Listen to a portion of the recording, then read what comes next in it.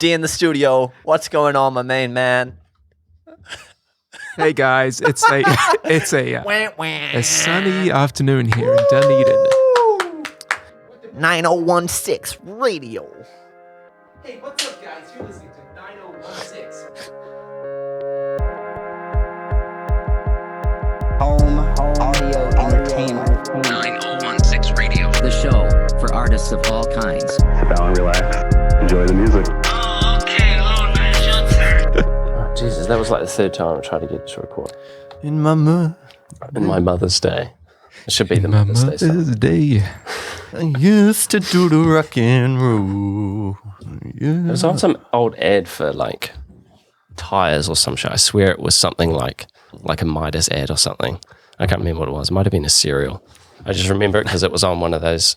I don't know if you kids like your parents would tape things on telly for you onto the like tape VHS tapes. Mm-hmm. Yeah. And so we'd just like have movies on tape, but you get all the ads for like that time as well. And there was some ad for something that had that song in it, and that's why I knew it, and that's why I had to ask my brother about it in the end, because I was like, I know you know what the fuck that song is. Like, I know you've heard it. Like, we grew up together listening to that song. Yeah, I remember those ads clearly because we didn't have a remote, so I'd have to get up from the couch, get up to the VHS, hit the fast forward, and then you'd see it there. You know, it's like the original vaporwave. I was going to say, seeing that. there's something wholesome about Dad getting up from the couch to like you don't have a remote, you have to press it on the VHS machine, and then you're like, whoa, go back. We've got like 2 minutes into the movie. You got someone manning it because you can't always have the TV in sight while you're doing it. Exactly. Or when you'd take it up to like the last ad, when you knew it would be the last ad before the movie comes back on, and you quickly run to the kitchen. Like, oh, that's the Shortland Street ad, we know. Know the length of time it's going to be. Yeah, and there was so many that would like cross over for films as well. You just know that particular ad when it comes on. It's so funny.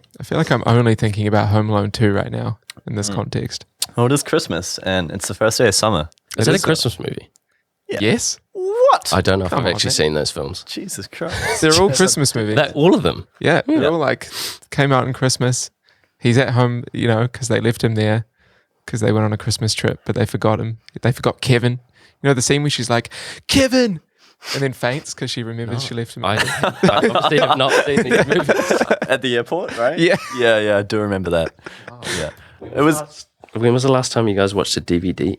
A DVD? Yeah. Oh, a DVD. No, I watched a VHS tape recently with Stacey and Hamish. Oh, Stacey's got a VHS player, right? He's got a really good, he's got a really good VHS player and a pretty good collection. There's definitely a couple fucking dusty pics in there. Yeah, I mean, he's got this whole like Audrey Hepburn collection. And I think everyone's like, these are classics, so they must be good. And then we watched Breakfast at Tiffany's and it was just so not good. It was really like... The movie itself or the quality? Oh, everything. Like the characters were terrible. The script and the story made no sense. Like all the events happened at random times. This is a pretty old film, eh? Yeah. Is it like 30s, maybe 40s? I don't think I've watched anything like that old before.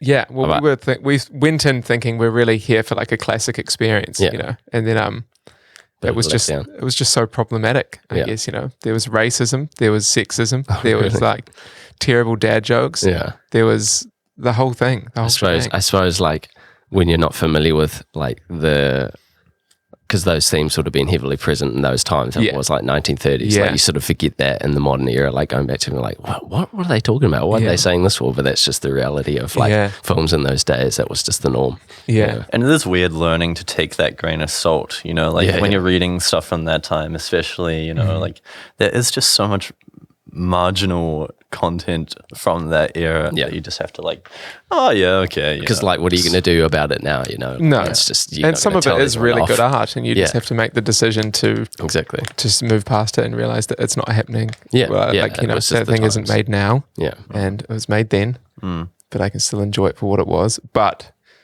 Breakfast at Tiffany's was just genuinely not that enjoyable. Yeah. Well, what is it about? What's the premise of the... Well, it's just about this female and I can't even remember the character's name. See, you know, I can't even remember any of the characters' Tiffany, names. right? No, because Tiffany's is the jewelry store. Tiffany's is the jewelry store, and then basically the joke is like, you wouldn't go for breakfast at Tiffany's, and then they do it anyway because she's quirky. You know? See, I'm surprised it made it to film because like the book itself is only like 60 pages. I didn't even know there was a book. No. Yeah, it's based off a book, and it's a really good book. Like I love reading those novels from that time because like all the Fitzgerald G and blah blah blah.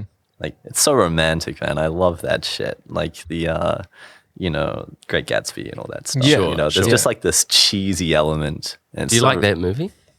I haven't seen it. Oh right, it's like a but the theme of that movie, the DiCaprio one. Yeah. I thought it's it was a pretty underwhelming film, to be honest. I thought it was visually quite stunning. And it was very colourful and exciting. Definitely. But you're right, it was like... I also can't stand, this actually perfectly segues into why I brought up the DVD thing, but who's the younger guy in that film that plays I think he's being read the story, Tobey Maguire? Yeah. Oh, no, because I think, wasn't Tobey Maguire like his best friend in the film or something like that? He's in the movie though, isn't he? Yeah. No, he is in the movie, definitely. Maguire. He is terrible, bro. I really don't like him as an actor. What? Tobey Maguire? Are you serious? Yeah. Sorry, Spider-Man. Yes. Those early Spider-Man movies hold a special place. Okay, so this is what I wanted to talk about. So this is why I brought up the DVD, because I watched Spider-Man 3 on DVD last night. Oh, that's the worst choice of them all, though. Yeah, you got to go for the first. I've seen them all. I've seen them all, but I watched that's the only one I hadn't seen. And I didn't realize I had the DVD sitting there, and I was like, oh, sweet, I'm going to watch that tonight. Yeah. But I think he's a terrible Spider-Man. I'll say that. I don't know about terrible actor, but he's not a good. His role in that movie. When he was lying in his room after being bitten, and the web ejects from his palm on that night into the Coke can, I was fully immersed, man. I thought it was like a beautiful capturing of puberty. Sure, I think the first one is good. Like, I think he depicts Peter Parker pretty well in that first film, like that whole discovering Spider-Man. I think that's and good. then Spider-Man 2 is obviously like some of the best cinema ever created. Man, is that one with the big sand monster? Yeah. I was trying to pull. That's the third one, and that's what I realized you were trying to talk to me about the other day, because we were talking about the Spider-Man films because I'd watched something else and you said something about the Sandman. I was like, what the fuck are you talking about? But yeah, it's in the third one, so I clicked to that last night. So you weren't wrong. What's going on in the second one? Well, the second one's got that Dr. Octopus fella, and true, yeah, that's good. But it's also I think Peter is growing up. He's got some relationship issues. Right. And then he has trouble with the responsibility of being Spider-Man. And he's got this full character arc. And it comes to just a great resolution at the end of the film. Why am I talking about Spider-Man 2 like this? This is great. This is exactly what I wanted. Spider-Man 3. Mark Kermode. This is, we can't blame Sam Raimi for the terribleness that is Spider-Man 3, because Sony, they fully they took the full control over this film. They're like, hey, we need Venom in this movie. Right. But we also need Sandman in this movie. And then they just shoved a script on him. Yeah, he had there's too much going on. There's way too much. Too invested in too many storylines. I think that the original thing was that Sandman was going to be the main enemy, and he's got a great sort of character arc with him. Like just wanting to, what is it? His daughter that he needs the money because she's sick or something. Yeah. And then Venom's just this awful character that Sony just implanted into the story. Well, so unnecessary. Right? Who's it? Who's the guy that plays Venom? He's the guy from that 70s show. Yeah. What's I can't remember his name. But he is also like, I just think the casting in that film is awful. The guy that played all the main characters in that, even James Franco, like he can't really act very well in that movie. I just thought it was bad. Like, that's a terrible character. Terrible casting of the character to play Venom. Like, Venom itself was great. Like, the animation was like, oh, sick, this is Venom, he's finally here. But once it reveals back the actor underneath and he starts talking, it's like, this is not evil at all. This is the wimpy kid from that 70s show. That's all I can think. Well, I obviously hasn't seen it, because I always thought it was like, the shadow self of Tobey Maguire. Oh, with the black suit. Yeah, that's what I always thought. It's not the case? No, that's another, that is the case. Another storyline in this movie. There's so much. There's a meteor that two Venoms hits the earth, and this life form, this black life form comes out, and it attaches itself. Attaches itself to Spider-Man's suit, so it becomes black. And when he wears the black suit, he's like an evil Tobey Maguire, evil Peter Parker. Where does James Franco come in? Well, James Franco is already the son of Green Goblin. Yeah. And Green Harry Goblin dies Osborn. Harry Osborn. And the Green Goblin dies in the first film. Yeah. And then James Franco's character is very, very angry at Spider-Man, who he now knows as Peter Parker, his best friend. And thinks he killed his dad. So then he becomes the new Green Goblin. Back to me. Yeah. Oh, it's crazy. Shit. Yeah. It's terrible. There's a one particular scene in the third one that actually made me laugh when it was supposed to be like a really sad scene, is when Peter goes to meet MJ on the bridge, and she breaks up with him under like Harry Osborn, James Franco's order, because he's like, I'll kill him otherwise, sort of thing. Yeah. And he just can't act that scene at all. Like, she breaks the news to him, and he makes this insanely comical face trying to cry, and I just couldn't help but laugh at it. I was like, Jesus, dude, this guy just cannot be Spider-Man. Yeah. In my opinion. All of Tobey's extreme expressions aren't fantastic. Yeah. That was his big break, right? Like, where did he go post? Where did he go? I think Gatsby. Small role. Yeah. He was in that movie where he was like a really angry, he just had anger management problems. I think he was in that movie with that guy that was in Donnie Darko. Donnie Darko. You know the main character from Donnie Darko? Don't know what that is. It's the one with the big rabbit, and it was on C4, and it was terrifying. Yeah. And you'd flick onto it. I know the name, but I don't know. What's the main actor's name? Okay, I've never seen Jake Gyllenhaal. He was in a movie. Tobey Maguire was in quite a good movie with Jake Gyllenhaal. It's about these two brothers, and Tobey just plays this really angry, dark character. Right. And for me, that was quite traumatizing to see him in such a contrasting. Post Spider-Man. Well, post Spider-Man, and this is what I'm talking about. I've grown up. He's grown up. Sure, we've all grown up, and now he's angry. And I'm like, am I supposed to be angry? I just wonder if like the acting at that time period in like mid 2000s is just like it is just a bit corny. Like, have they sort of intentionally like cast people like that? Because like watching the newer Spider-Man films or any Marvel film, and then going back to those like original ones like the Fantastic Four and these ones, it is just super corny. And I just wonder, like, is that intentional for the time, or is that just actually like bad acting? It was that era of Hollywood, you know, because if you watch older film, I don't know. I mean, you watch older films, and like in emotions that are expressed, there's so much nonchalance, you know, like the scenes are just dead. And when someone is being expressive, it's just so flat. And because of that, it feels more poignant watching it back now. Sure. But then in that like 90s, 2000s era of Hollywood, they're like, holy shit, you know, like we get the fucking New York City Orchestra behind this scene and like hit the wide lens closer. I don't know, you know. You're right. Yeah, it probably reigns true. And I just think it was a thing of the time. Yeah. And then we quickly got over it. Also, just sounded like a soundboard. Hey, would you mind passing that lighter? And where? Oh, this one. Sorry, here you go. And maybe that ashtray as well. That's all right. What's that happen to the Supreme one? Oh, yeah. Not the Supreme one. There's like five ashtrays on the table. A huge variation. I had a wee collection there for a while. That's probably my favorite one. Yeah, this is great. Yeah, it's a nice one. I don't know if you actually meant to like is it a butterfly? Keep your cigarettes in the middle there. Yeah. Yeah, it's nice. We took, I think, I can't remember who, or maybe it was Hamish, or someone purchased this thing and brought it home, and we were trying to figure out if it was this really fancy bourgeois kind of ashtray for ages. And then someone pointed out, it's just an inkwell. And now I keep seeing ashtrays. I'm like, is this an inkwell or an ashtray? Wait, what is an inkwell?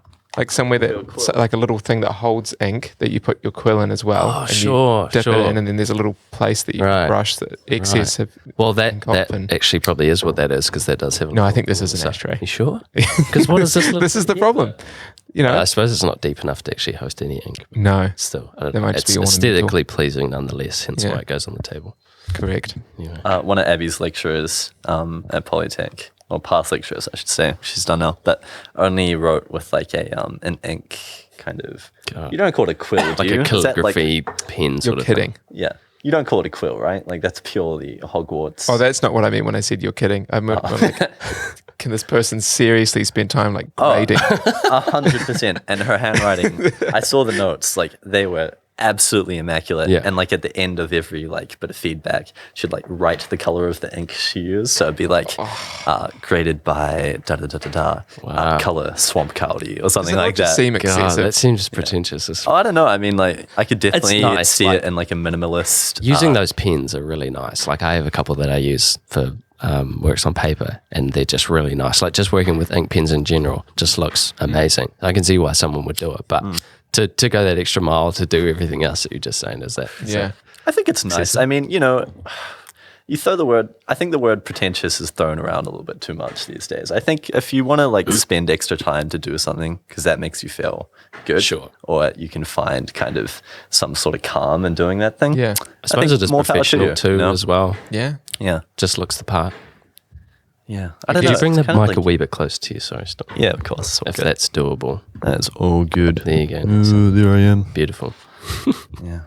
No, you're right, Staughm. Well, I think almost just like, any sort of rejection of modern technology is like kind of instantly ascribed with being pretentious, right? Yeah, that's true. That's true. Yeah. Yeah, I think in the case of that, like when I think of quill, when someone says a quill, I just think of like a feather pen, essentially. Because is that what that is? Or are we just talking about like ink pens with like the triangle? Fountain pen. That's what I use. Yeah, so maybe I'm not thinking. Yeah, a quill. That's like a quill is a feather. Yeah, fully. You dip it. You have to keep dipping it. Yeah. And like, never understood how that works. Like, because how often you like writing a whole, like, I don't know, something on paper, like a whole page worth. How many times do you have to dip your pen in the ink to like keep that going? Like, how much does it actually retain? The admin involved. Yeah, I don't know about that. That's it. Admin's pretentious. No more admin. That's actually talking about words that have been being overused. I have been overusing the word admin. I think, if something's just like a lot of work, like you have to do a lot of things to get this one thing done. I just say, that's a lot of admin. I think that's pretty common. I've heard a lot of people say admin. I say admin quite a lot. It's just bizarre because no one said like, that's a lot of administration. It's like, what did you get up to today? It's like, okay, I got up and I did this and I did that. It's like, no, I just did, a bit of admin. Yeah. It's a cop out, isn't it? It is. Because what is the other word for that? What is a synonym for admin in that context? Errands. I had a lot of errands to run. That makes more sense. Whereas admin's, it puts it all under the umbrella. I think it covers a wide range of tasks. Like, because if I got up to like adjust the curtains or something in here, that would be admin. I wouldn't say that's an errand. Like, it's just a bit of admin to get this sorted. Yeah. But it is overused. Yeah. What is admin? Sort your shit out here. What is an administrator qualified to do in this case? I don't even know what that entails in the workplace. An administration. Oof. All these words like executive, producer, administration, director, like I feel like there's so many, I don't know much about it, but I feel like there's so many titles or so many things that essentially do the same. I guess it just all completely depends on the field, right? Yeah. I always wondered that in movies, like what the difference between a director and a producer and a executive producer and all these other names that they have in films. I was like, what does that actually entail? Obviously I know now what they mean, but like it all just seems like they were all sort of doing the same stuff, but the amount of stuff that goes into a movie is... It's a byproduct of our time. Like there's so much bureaucracy in like every job now. And I think like I was listening to this thing by this like, he's like a political theorist. His name's like David Graeber, I think. And he's done a lot of research about like bullshit jobs and how like only like 60% of work in contemporary society is like essential work, like there's 40% of just inessential paper pushing kind of HR sort of positions out there. Yeah. And, it's weird stuff considering like we're only losing more and more kind of essential work. People need to work. Yeah. People need the jobs, man. You have to be able to create random titles like that to at least give someone a sense of like meaning in the workplace as well. Yeah, definitely. Like human resources. It's a classic one. Yeah, exactly. Don't want to spit any names, but I worked for a car rental company for a few years while I was studying, and there was just like a couple of people in their head office that I guess they were the human resources type, but they were basically just running around making sure that there was like water in a certain place or that we had the right kind of desk chairs or whatever, but they probably got paid like triple what I did. Yeah, well, anyone in HR I think gets paid pretty well. Anything human related, in that sense, healthcare, anything is going to get paid immensely. Not that that's what that is, but that's essentially quite a lot different to like human resources in a car rental company. But, so you're right, though. You're right. Yeah, but anything involved with just direct contact with humans. Yeah, exactly. And their care. Someone's got to keep up the ergonomics of the workplace, right? Well, I guess it kind of creates like an incentive in a workplace as well to like, it creates a ladder that you can climb up, like if there was only like the boss and then essentially like everyone else at one hierarchical level, then that would be, such a different society. Yeah, it's good to have levels. Society. But, like it depends on the size of the workplace that you're in as well. Because if you are just in like a small business, there probably might not actually be that many people. If you only have like 4 or 5 employees, you probably only do need one person like giving instruction. Otherwise, if you're working in a big place, like I don't know, might have 10 mega per se, you have so many random people like in power. So you can literally go to any number of people before you can get to even anyone that's even like in your. Exactly. And I think they cement like an efficient work module, and like corporations like require efficiency and kind of just like ticking off all the boxes. So I think all those kind of HR and bureaucratic positions like that just kind of like allow those corporations to just keep rolling, Yeah, for sure. Yeah. Yeah. And as they get larger, more departments are required. Yeah. And within those departments are more departments for those departments. Yeah. It's just more human resources. This never ends. Yeah. Where's all the money coming from for these human resource types? Yeah. Gosh. Yeah. Oh, well, congratulations, Dee. New song out today. Thank you. Sounds so really much. good. Yeah. I didn't realize that you had a background, I guess, in audio engineering. Are you still studying that, or is that something that you have already under your belt? Yeah, I studied. I got like a few years in with that in Auckland.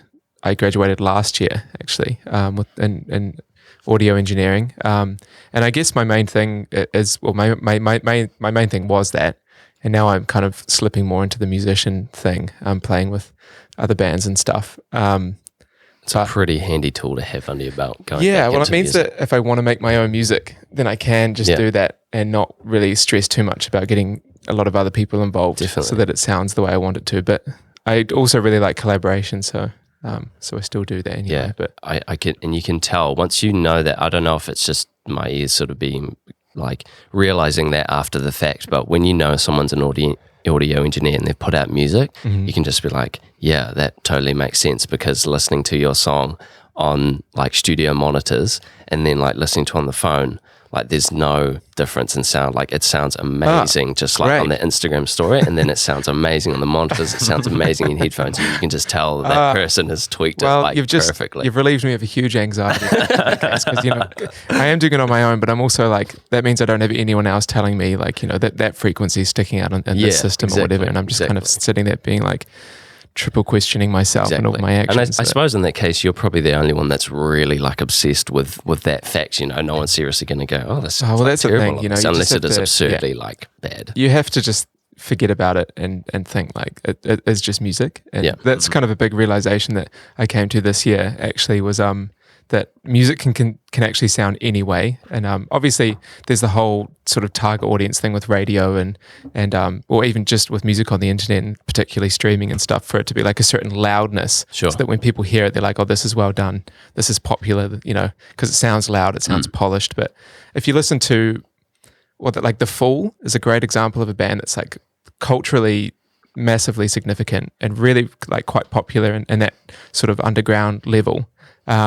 And all of their recordings, like technically don't actually sound that great. Right. You know what I mean?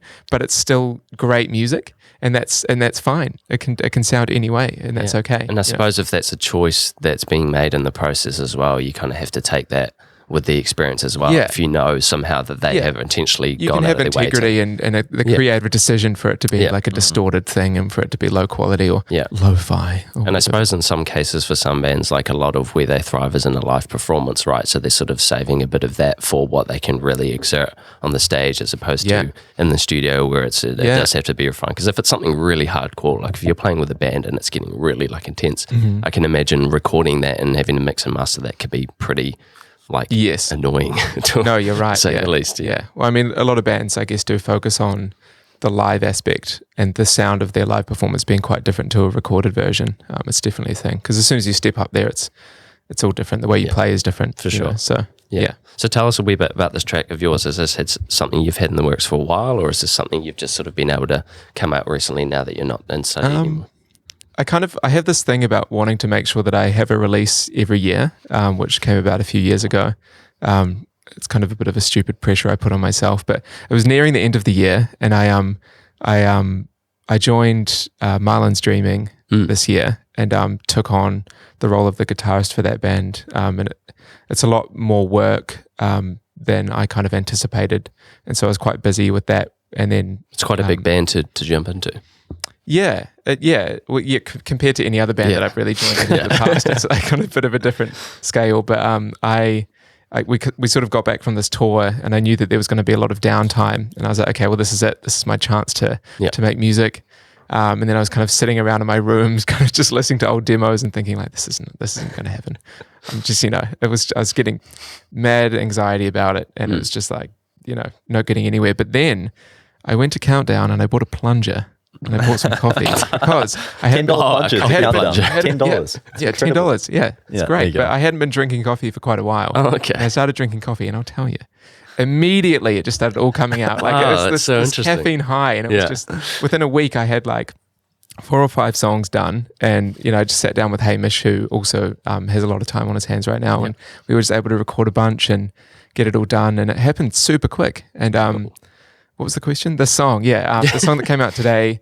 What is it about? Mainly that. What's the process been, and I guess what it is about as well, if it has any sort of sentimental value to it as well.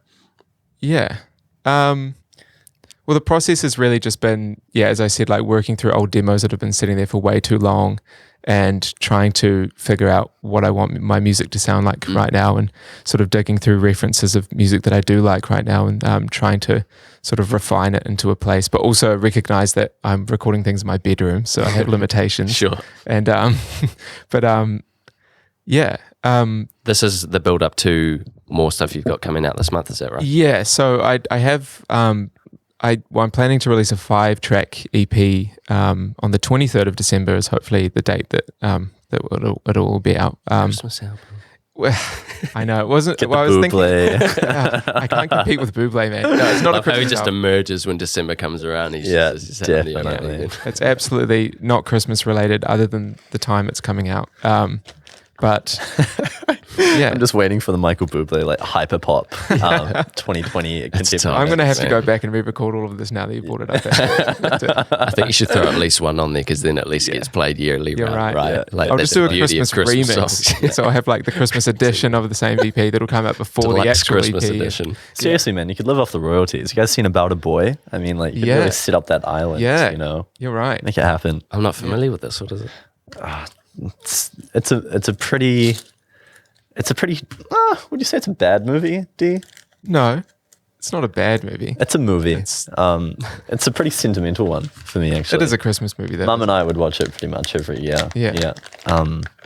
It's just a Hugh Grant classic kind of English spoof. With a little bit of, like family tension and resonance there. Yeah. I mean, any Hugh Grant film's got to be great, right?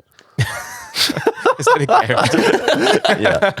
Yeah. I don't think I've seen this film. It's contract day. It's based on the novel, isn't it? About a Boy. It's a novel. That's what I thought. Maybe. Shit. I think so. Yeah, probably. I mean, are writers like the originators, or do you think directors are more like the creative? How many movies are there based off books? Like, is it more are the story writers, like, are the writers the real story writers, or are the filmmakers the real story writers? Well, I guess it depends, because some will take on like both roles. Like, I think Paul Thomas Anderson's probably a classic example that just like comes up with these wacky screenplays and then executes them and somehow makes like some of the best movies of our time. You know, it's amazing how many hats that going from writing to directing as well, if you do end up in that field, right? Because like, imagine directing your own. I can't imagine a lot of writers do actually direct their own films, because like, I don't know, I feel like you'd be more in the producer aspect of it. I don't know how that would work. I don't know how the producer role even really works in film. Because especially if it's going to be a big film, you'd probably want a proper director who can actually work like a film set to do it. Yeah. And sort of just have you next to them rather than taking over the whole thing. They are directing how the whole thing's going to be executed once the thing is written, right? Yeah. But if it's like, as you say, someone along the lines of Paul Thomas Anderson, where it's like they've got this whole concept in their head and now they can be on site making sure that that's like following along, and they can make those creative decisions on the fly and stuff like that. I don't know, maybe it's like a more modern way of doing it. Yeah. I watched a documentary about the making of Magnolia. Have you guys seen Magnolia? I haven't seen it yet. I heard you talk about it before, though. It's one of his early films, and he was like, I don't know, man, he was like 26, and so much money had been poured into this film, and so many like big actors are there, and he's just there running around like orchestrating all this shit. He's like 2 years older than me. It's crazy. It's just absurd. Yeah, that's a weird revelation when you find out like someone that you love and admire is like the same age or younger that you are, and you're like, fuck, what am I doing with my time? Yeah.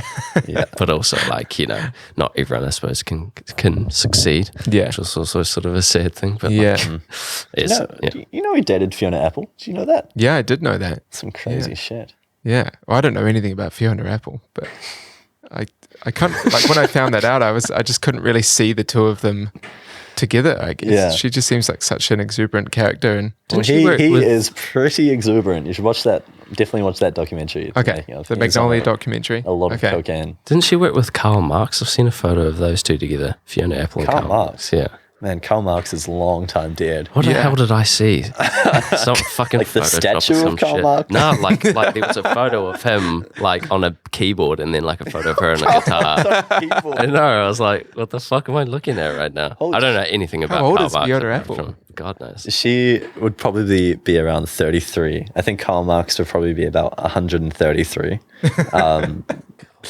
Maybe older. Yeah. I obviously don't know what the hell I'm talking about, but she's 43. Okay. But I just saw that photo and like, I don't know, maybe it's some meme shit that I just wasn't tuned to, not knowing shit about either of those two people. I think Marx definitely makes his way around the meme circuit. So,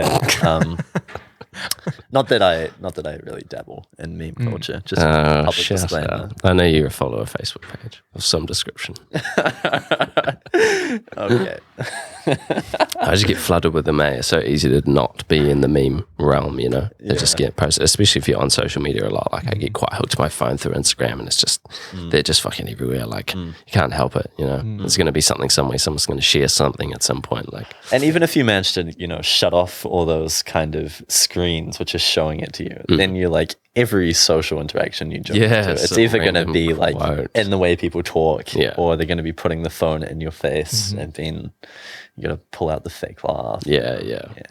That's a tricky one, and especially like nowadays that we're so deep into it, there will be so many references that like you think everyone knows, but like the vast majority of what is actually out there is so exponential that like, how can you seriously expect anyone to see like the videos that you've seen, even though lots of these videos and photos have like thousands and thousands of likes? It really has to have circled around a lot for you really get the reference of anything. It's just like, it is too much. It's crazy. It's a weird time we live in.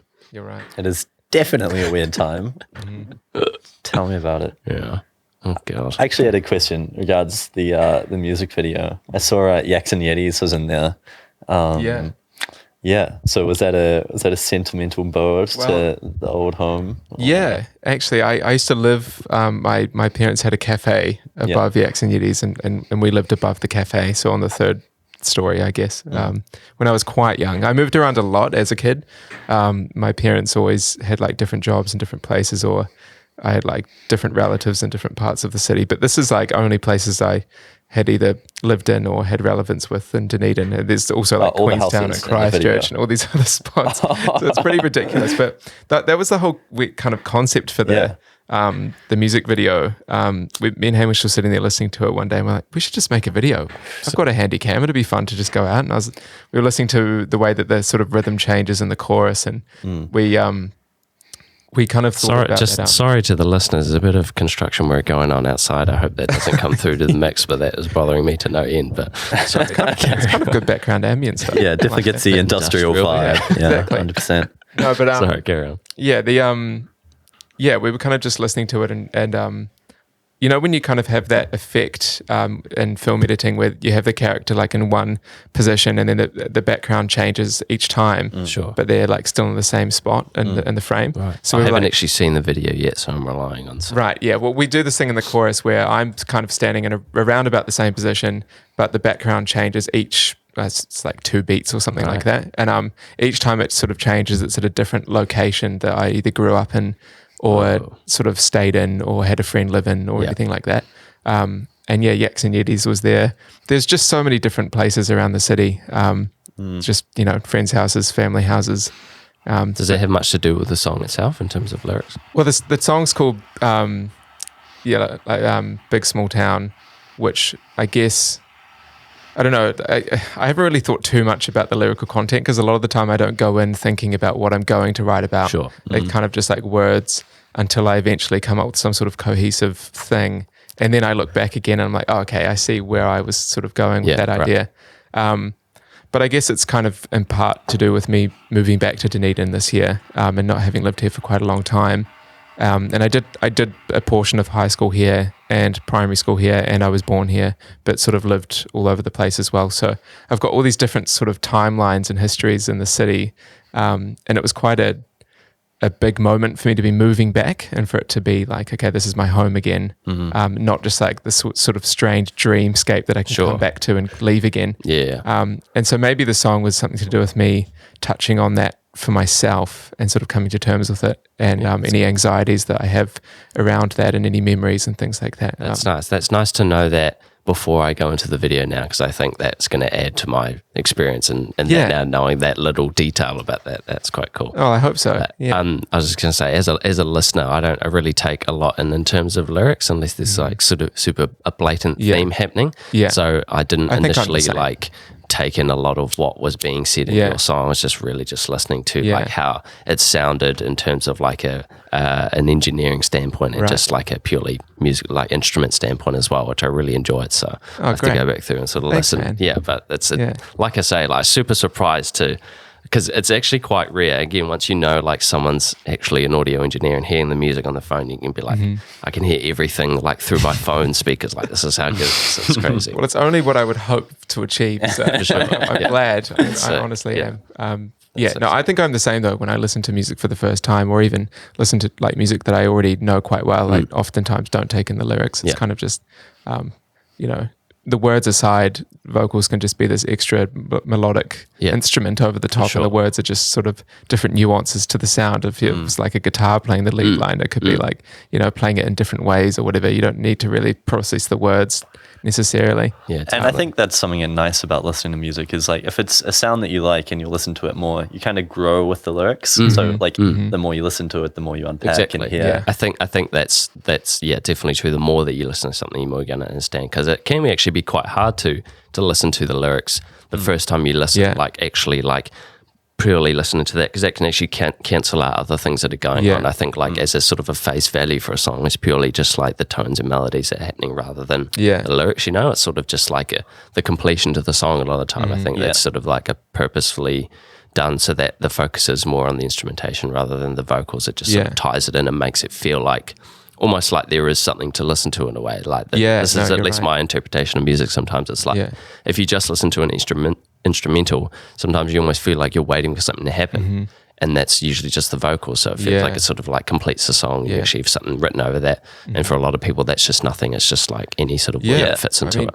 That was kind of a big thing that I was thinking about during this whole process as well, because I really, really hate singing. Like I don't like it at all. That's why I never play live with any of this stuff. I despise it. I hate the sound of my own voice, which everyone says. Like, I hate the sound of my own voice. It is a weird experience. It's so strange. And when you're singing, and it's kind of like you've got this expectation of yourself, and you want it to sound good on your own music, and it doesn't, and you're like, fuck. Yeah. But no hard feelings if you don't listen to this back. But and I kind of just sort of came to terms with it and realized that I wanted to sing, and I just sort of did it. And this is like, I found like an opportunity for me to put my voice sort of more in the forward in the mix, I guess, or in the song, and more of like a bigger part of it. And you have to think like you're the only one that cares about that. Well, that's what I mean. Like no one, everyone else is going to be like, this is amazing. You have such a lovely voice that fits. Like, and that's when it becomes your own, right? Because it's you singing on your song. Yeah, right? So and it comes back to what I said earlier about like, music can sound any way, and if it's your own music, you're the only one really judging it. Yeah, exactly. And I think like two things about the time. Like, I mean, I feel like no one goes home with a record and like lies on their floor with like their headphones on their ears. Like, no one consumes music. Not often enough, that's for sure. Yeah, definitely. I mean, like, it's just not how we really engage with media these days. You know, like it's always on the go. So there's like less I don't know. It's a less intimate relationship. Yeah. And that pick up on less. Loosely comes back to sort of the point I was trying to emphasize with saying how good the song sounds on my phone, because like that is probably 90% of where people are actually going to be listening to it. It's just scrolling through and it pops up and they listen, rather than going, oh, they've got a track out, I'm going to go sit in my room and turn the music on and experience this. Granted, some close friends would probably do that, but that's where most of the people are going to listen. So if that sounds great, like you're sweet, for the most part. And that is a sad thing that people don't really listen to music these days. Yeah. Not that I do listen to music like that and suggesting it, but like that's well, I mean, everyone still listens to music all the time, and the fact that like people can't deal with silence a lot of the time, like in a social situation, there has to be music on in the background. But it's that whole thing of like, as you said, like putting on a record, listening to it start to finish, or even not, just actually sitting down and properly taking the whole thing in an intimate environment. I think it still exists, but it's just not as sort of immediate as a thing of importance, for us to take in music that way. Because I think streaming culture obviously has a huge part of that, because it's so like based on playlists and therefore singles, and all that stuff. But I mean, I think it might have been Ruben Nielsen from. Do you want another beer? Oh yes, please. That'd be great. I think it was Ruben Nielsen from Unknown Mortal Orchestra was saying in an interview when someone was maybe questioning him about sort of the difficulties of making an album when it's this sort of culture now of singles and playlists, and I think he kind of just was saying that it doesn't really matter because music culture will always change and you just have to adapt as a musician, and you can make an album and people will listen to that, but for the majority, if it's going to be singles, then just make music that works that way, and that's fine. It shouldn't, because people do still listen to music and take it in, and that's great. I mean, we can sit here and complain all we want about like not buying records and putting headphones on and listening in your lounge. That would be pretentious. It's great. It's a great way to listen to an album. It really is, but it's I don't think it's kind of, it might be a little bit detrimental to complain so much. Oh yeah, I mean, like it was typical of the times, like I think that was just the entire culture back then. And I think, well, it was the way that music was purchased, and like the way that we played it. It wasn't on a computer through the internet. You almost had to do it because putting a record on it's admin in itself. So it becomes like this task that you have to do to listen to the album, right? You can't just like pull it up and play it. You have to go and do that. And I think music used to be a social thing, I mean, it was only, I think, once like a cheap and semi-portable record player could be put in like a teenager's room, that's when it became like an intimate sort of one-on-one moment for people to experience music. Prior to that, it'd be like a dinner situation, something like for that. Sure. Yeah, it's interesting. I can't remember the last time that I've actually like seen that an album's come out and I say sat down, but like taking the time out of what you're doing to actually listen to it back to back, like, especially if it's supposed to be like a cohesive album, because like my main background, or like the majority of the music that I listen to is hip-hop trap music, which a lot of the time artists in that aren't looking to make a cohesive project. They're just looking to have bangers after bangers, right? And so essentially my album listening becomes, and within that genre, becomes this skip until I find the bangers I like, rather than like actually listening back to back, because like it can get so sort of numbing in that genre, just the amount of sort of heavy hitting stuff that you get, and it just sort of becomes like, this isn't cohesive at all. This is just beat picking and making a whole body of just work rather than a cohesive thing. So I feel like I would be more inclined to do that, take the time to actually listen to a whole album if I knew it was from an artist or like a friend or someone that I knew it was supposed to be sort of like a whole thing intertwined, because that can be a whole another thing in itself. Well, it's something I find strange. Like whenever new music comes up for me on YouTube or whatever from someone that I already appreciate, like once it comes out, I don't even listen to the first 45 seconds necessarily, like you skip forward to like check the melody and see if it's going to resonate. And then like, if you don't like that first skip forward, you might skip forward a bit more. And it's such a fucking weird way to consume. I can definitely relate to that. And it's pretty unhealthy. It's the same. Like I saw a meme recently that was like, oh, so you listened to my new single, and it's like this person skipping like through this thing, and it's something. Oh, I'm not explaining this meme at all. It basically says like, oh, so you're skimming through this album that took me like 3 years to make. Right. Yeah, it's so true though. It's everyone does it, and it's It reminds me of my dad, because my dad has an interesting amount of Asperger's. And when he watches films with the family, like he'd be like, all right, let's watch a movie. And then he'll put a movie on and he can't sit through the first bit. He'll skip forward 10 minutes. Really? And then, so he skips to like 10 minutes in. And if he doesn't like that, then he'd be like, and then like skip like another 15 minutes in. And you're just sitting on the couch, like trying to consume it. And he has to like, if there's not like the right level of octane or mood or like something, I don't know what it is. But how can he perceive that without any context? Everything around I don't know what it is he's searching for. Yeah, that's interesting. Sometimes you just know with films, like how many times have you started a film and watched like the first 10 minutes and be like, oh, I know this is going to be bad. Like I'm typically one to, once I start a movie, I have to watch the whole thing. But there's definitely been a couple of times where I've been like, jeepers, this is not good at all. I really don't want to have to waste my time watching the rest of this movie. Like it just happens sometimes. Like bad acting. I force myself through it and I'm like, I will get something from this at the end of it, even if it's terrible. Yeah, and I usually do. Yeah.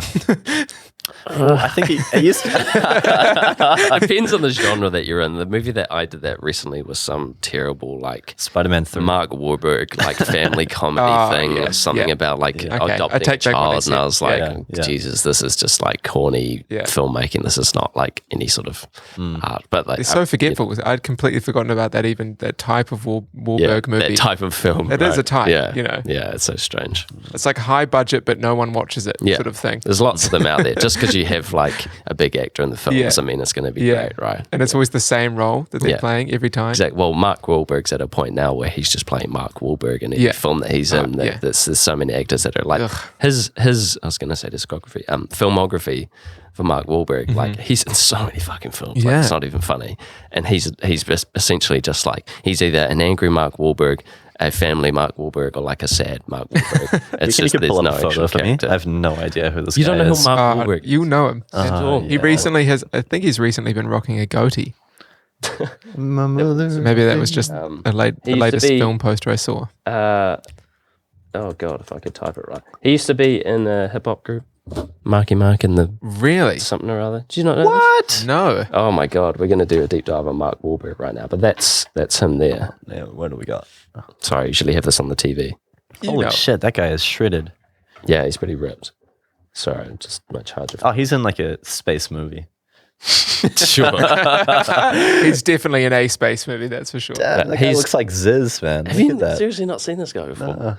Wait, should we pull up a photo of Matthew McConaughey as well, Staughm? Because I know you don't know who that is. Yeah. Had you forgotten who Matthew McConaughey is? I'm just not a film guy. I'm not a film guy. But yeah, Mark Wahlberg, Marky Mark and the Funky Bunch. This was before he was an actor. He was in a hip-hop group. Oh, that's in there. Shit. Yeah. Oh my goodness. He goodness. made music long before he was in acting. Fucking hell. So funny. Marky I don't know how Mark. old he was there, but look at that. Look at that, man. Has to be the early 90s, right? Yeah. That guy definitely. is shredded. It's not even that bad either. Like it's corny as hell, like knowing him now and like listening to it, but like it's not awful music. Like he could perform. I'll give him that. But yeah. What kind of music is it? Is it like rip off Beastie Boys or is it like sort of that? Like I don't know. Speaking of which, It's a wide rapper. I mean, what can you expect? You guys want to try Cypher on air? All right. You got a beat?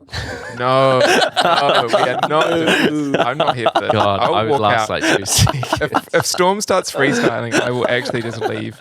I think we all know he's the only He's got one that the could Eminem haircut freestyle. already. Why did you guys bring me here? What am I here for? Is this not the intention? Complain about technology. That's such an art, man. People that could actually do that like off the top of their head is so crazy. I can get like no the shame, first line, like, just have no embarrassment. God knows how you rhyme the next like line. That's so crazy. Oh dear. No. Terrible suggestion. Yeah. Not in this crowd. The wrong crowd. Sorry, I thought Maybe when we leave, you can just have like a little solo section of the end of the podcast. I think I can do it, guys. I don't even know why you're us. saying this, Ken, because at home, like every morning. I did have one this morning, actually. Yeah. Wait, that was what? pretty You did? trash. Yeah, I presume that's why you brought it up. No. Did we? What? How did we spit this morning? I said you had a some little random shit. I don't know. I'm usually taking the piss and it's usually in some British accent. I find it's much easier to freestyle when you're in a British accent. Where was that? Was that in the kitchen. mirror? I don't know. I don't know. I usually say some shit and it just spills into something random. If I'm seriously trying to like make up lyrics on the spot and like use my normal voice or like an American rap voice, nothing will come out. But as soon as I'm British, I can just somehow think of the words to come up next. I don't know why. It's just so much easier to rhyme. It's so weird funny. How that changes it. Man, I love British accents. I think they're great. Honestly awesome. I love British culture, period. And they're quite varied, you know? Yeah. British accents then. Definitely. That's a weird thing. And same with like America. Like there's so many different accents around the country and obviously New Zealand as well, right? I mean, you know. Yeah, I suppose you can get an Auckland accent and then like in Is it that varied Dunedin. Though? What? I mean, there's obviously like a quite rural accent, like there is in any country, but like there's definitely a rolling the R's. We don't have like provincial accents like North London and like South London is different. That's the same city, and they still say that there's like a difference in accent. And that's just a city, right? Like, but that's so subtle though, and usually that's just how they say like one word or letter. You know, it's usually not in its whole because it would be so hard to distinguish. But you can definitely determine like I don't even know the example. I was going to say a London accent in somewhere else. I'm not familiar with Britain, but there's definitely like different types of British accents, and there's also like the sort of I guess the street talk as well. I don't know how to really say that, but like people that sort of put it on even more. Yeah. Same with like American rap as well. There's like additives to the accent as well. It's not like you put it on a wee bit more because it's part of like the I don't know, culture, I suppose, to sort of speak in a certain way. So it gets emphasized, and that can distinguish it a lot more as well, depending on where you are. Must be like a weird time to be a linguist because you know, since we're so globalized, like we're all picking up on all sorts of accents, you know, and like slowly integrating them into our vocabulary. I wonder if over time there'll just be like one homogenous accent, like Earth. It's just like earthy and. Well, it seems. I mean, English is the most popular language in the world, right? And that's ever growing. Is that correct? Isn't Chinese? Is that right? What is that? Is Mandarin, that based on population? Mandarin, really? Because how many Oh no, countries? I'm definitely wrong. I am 100% certified wrong. I presume it is because most countries have to learn. Like, I think isn't it a prerequisite in like China to learn English as a subject, or in some countries you have to learn it. I think you might be right. And I feel like it could well be that, even though like, it's in there. Like it is English, but Mandarin, Chinese, Hindi, and Spanish are up next, so it's in there. But yeah, like. Really it seems as though it's heading in that direction because how many things like are dubbed to English versions of stuff, or like the amount of content that you see, like I think that that's true when like you know that countries, European countries or Asian countries listen to like American artists that are all speaking English and they still listen to that music because that's what just based off what American culture gives us sort of goes everywhere and people consume most of that. So it would make sense that people know a bit of English to be able to listen to that music and films and stuff as well. Like all the big films come out of America, right? Yeah. Apart from like Bollywood and that sort of thing. Yeah. But like that's majority of what people consume, what they want to consume. So I suppose this is just our perspective as well. Oh, absolutely. Right? Like, we're very American. This is just my perception. No, I know what you mean, but you know, we take a lot of America's culture. Yeah, for sure. Most of the Western world, but we couldn't. I guess it's like quite hard to speak for the Eastern world because like we just have no idea. Yeah, and also there's probably obviously tons of content that they have in the country and the language that they speak that is there for them, right? There'd be a world of things that we just have no idea because it's not in our language. So they might have both. Yeah, you know, that's crazy. But I feel like it could get to a point. I don't think it will, just due to like people's cultures and things, but like get to a point where there's like a universal language would be insane. It always amazes me. This is something I've thought about quite a lot, and I can't get over how, like so the human population is all over the world. People have grown up in different countries, so far away from each other. But like think about how many languages there are. A way of speaking that everyone has been able to come up with on their own to communicate with each other that can be translated to other people's way of thinking. So in a way, we kind of all have developed like a universal language. It just has to be depicted, right? Like to be able to come up with a whole way of speaking that's completely different to someone else on the other side of the world's way of thinking, and for that to be able to be translated to suit either or is almost like, well, humans have obviously come up for words for things, obviously. Like it's sort of inevitable that you would get to a point where everything is crazy. Been named something. Well, it's not flawless though. Like there's translational issues. I mean, like that's and why the English you read language, of course, is there's tons of random things that happen in Well, is sign language. language universal? Yeah. I think so. Yeah. Like It imagine would if have we to could be. How annoying would that be? imagine if we could just maintain like all these different dialects based on the history, like the importance of their history, but just have this universal sign language. You could go anywhere and there's just that would a be sign pretty language. cool. Podcasting would probably die, right? I mean, you'd have to come up with some sort of like curses.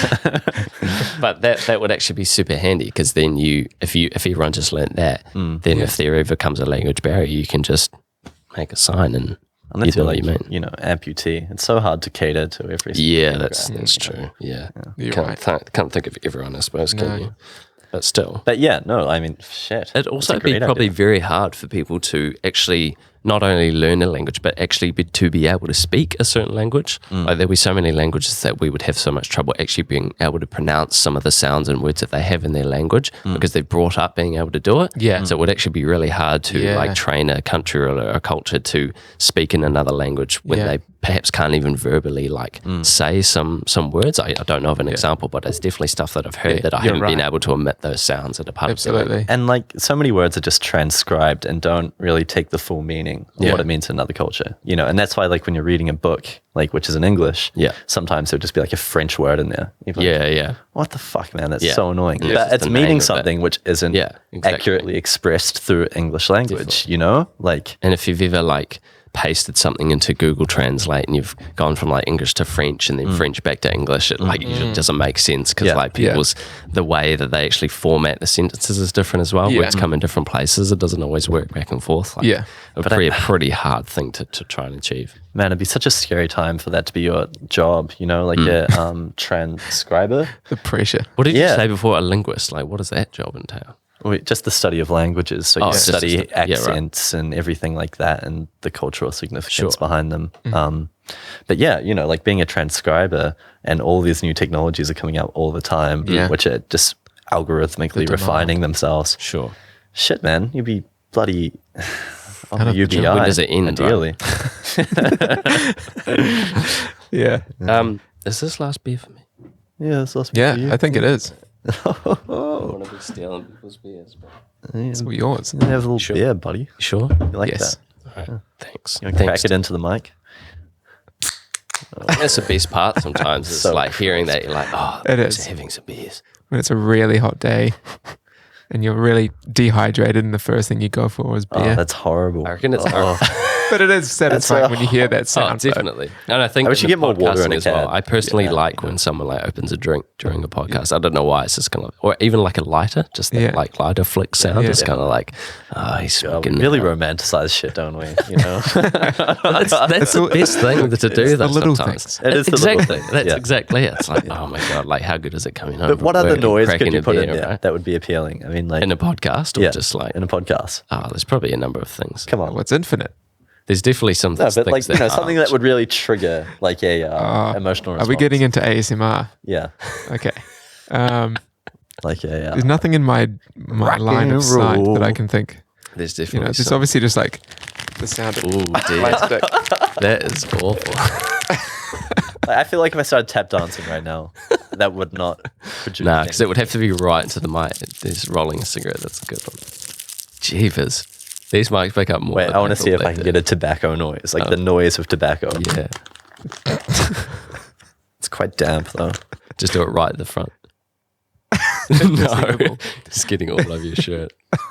That's right. We tried. Yeah. But they are good for that. Nick and Ruben did a wee bit of ASMR on the last one. Really? It was pretty. As soon as you're in good. front of a sensitive mic and get really close to it like this, Yeah. I feel like you just can get pretty into it. Asthma. you have no choice. There's a spider on the panel behind you. Oh, that's a cute little spider. What if he makes any noises? That's a cultured spider right there. cultured- Hanging in the studio Getting in on the space. 916. Yeah, definitely. Man, you know what? Not interested in spiders. Not a fan? No time for them. When they're that size, I'm interested. Really? Yeah. But as soon as they get like, Get a job, bro. as soon as they get any bigger than like that, Yeah. you know? Just depends where they are, Like if there's one in my room, I'll be like, sorry, buddy. If it was that size and it's just on your arm. Yeah, obviously harmless, but Yeah. Still can get a bit jumpy. Even spiders that are a lot bigger than that, it's still harmless. I think once you get to thumbnail size, for me, that's when I'm like, okay, goodbye. Yeah. Not always like goodbye to me kill, leaving but like, the room. Get out. Like, get in this cup and get out. Yeah. No, I've definitely had situations where it's like I just can't even enter that space because I know there's a spider in there, and that space might be my room, and therefore I might have to sleep on the couch that night, and that's fine. It's an easy solution, and the spider doesn't have to. The worst is when you've seen one and then they crawl away somewhere and you can't find them again. Oh, this is what I'm talking about. It could be anywhere. Yeah. And then no, don't want that crawling in my mouth. Actually, I did. It's a bit of a gross story actually. But the other night, I did feel something like at the foot of my bed under the blankets, and this is in like the middle of the night. It was like 2 a.m. or something, and I felt something sort of crawling around, and I was like, it's just my imagination. This happens all the time. There's nothing there. And then in the morning, there was a tiny squashed up dead like spider in between your toes. Not in between my toes, just in the bed with me. Oh Christ. No. It was just there with me all night, and it just makes me think all the times that I have felt something immensely uncomfortable. That was there, and there actually was something. Yeah, no, things in your bed. Not great. It's problematic and also a privilege to be from New Zealand because definitely no spider is great, but also everyone that is in New Zealand generally wants to leave New Zealand at some point.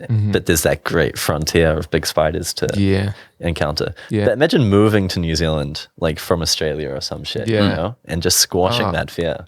Oh yeah. Well, there would be no fear to squash. You'd just be used to it, right? You'd just be like, well, I can live free. Yeah, it'd be amazing. Oh yeah, that'd be great, Kieran. Thank you. Just have a little readjustment occurring here. Cheeky little tech guy. This is where I need to fucking this sound. Got the boom.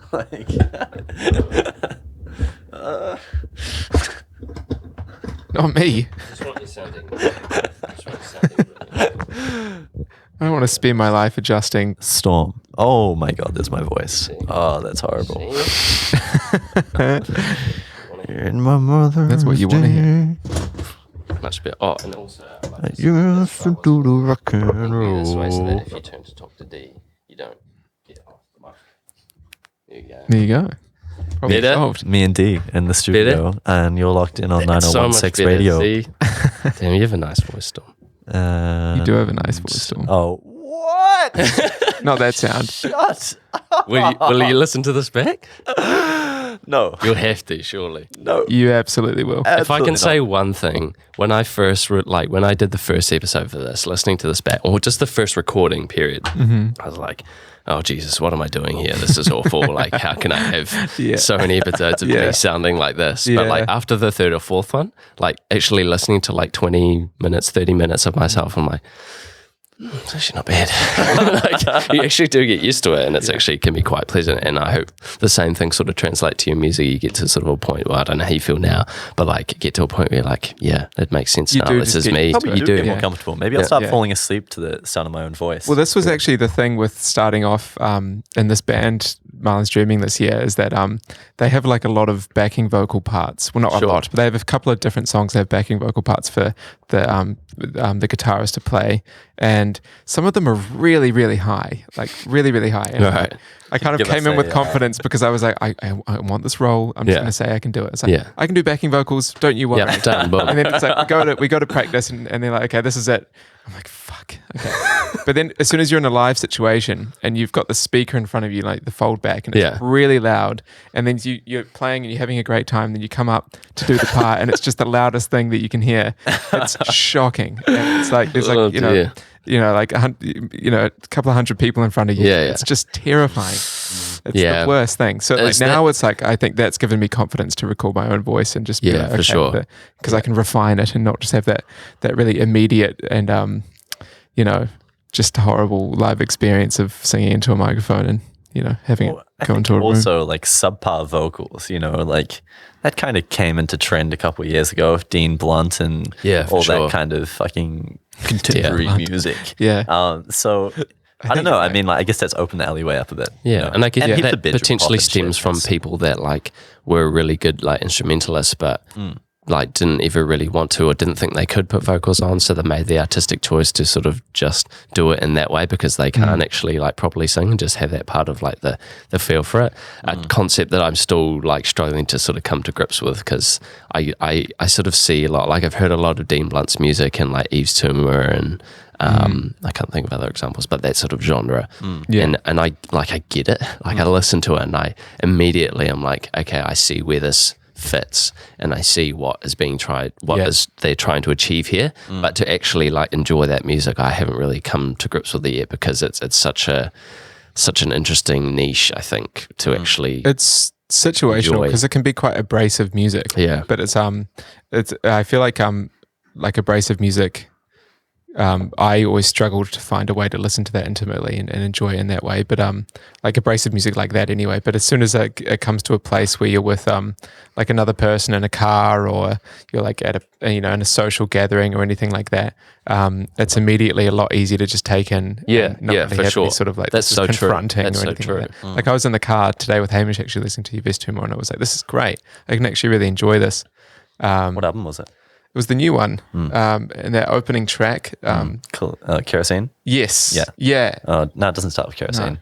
No, I can't remember. But the opening track on the new album.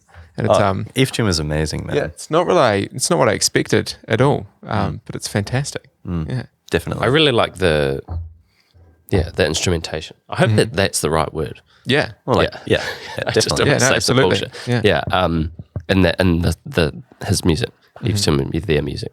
I don't know. But yeah, the vocals I just struggle a wee bit with. I guess it's just a thing I'm not used to, so it's hard to sort of really understand that. But I totally get what you're saying in the context of just like a environment where you're not actually like fully listening to the song, and that's where I found Staughm, when you're playing music in the lounge, a lot of that I really do enjoy, like genuinely enjoy a lot of the stuff you play. It's typically not stuff I listen to, but because it's like setting the mood for the room, I'm not really focused on it, but it's there and it's pleasant and that's what I like about it. Like I don't think I would ever sit down and listen to a lot of the stuff that I hear in the flat, but I would for sure, but because it's there, it adds to it. And also the fact, just another side note, like the fact that you're playing it also like makes me think, well, like not just you specifically, but like if a friend of mine that I admire is playing music, I have a whole nother perception of that song because it's come from them. It's like something that they like and I can appreciate that as well because they like it, not just like if I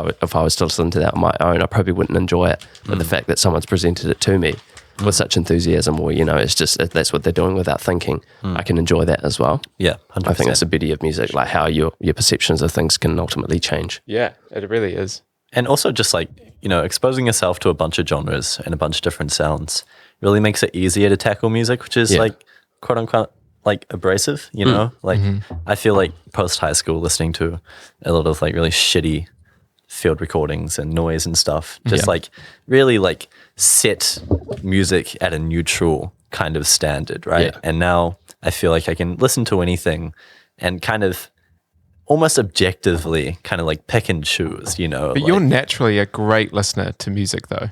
That's one thing that I definitely know about you is that you have like a very, very wide palette and you'll also take anything in like with like a really, really good opinion. Like you could listen to anything and just immediately like have like a really well-formed sort of opinion on your perspective of it, how why you enjoy it, why you don't enjoy it. But I think anything you could just take in and find any kind of quality in it. And maybe it is because of these experiences you're describing. Maybe, but, I have listened to way too much music. Yeah.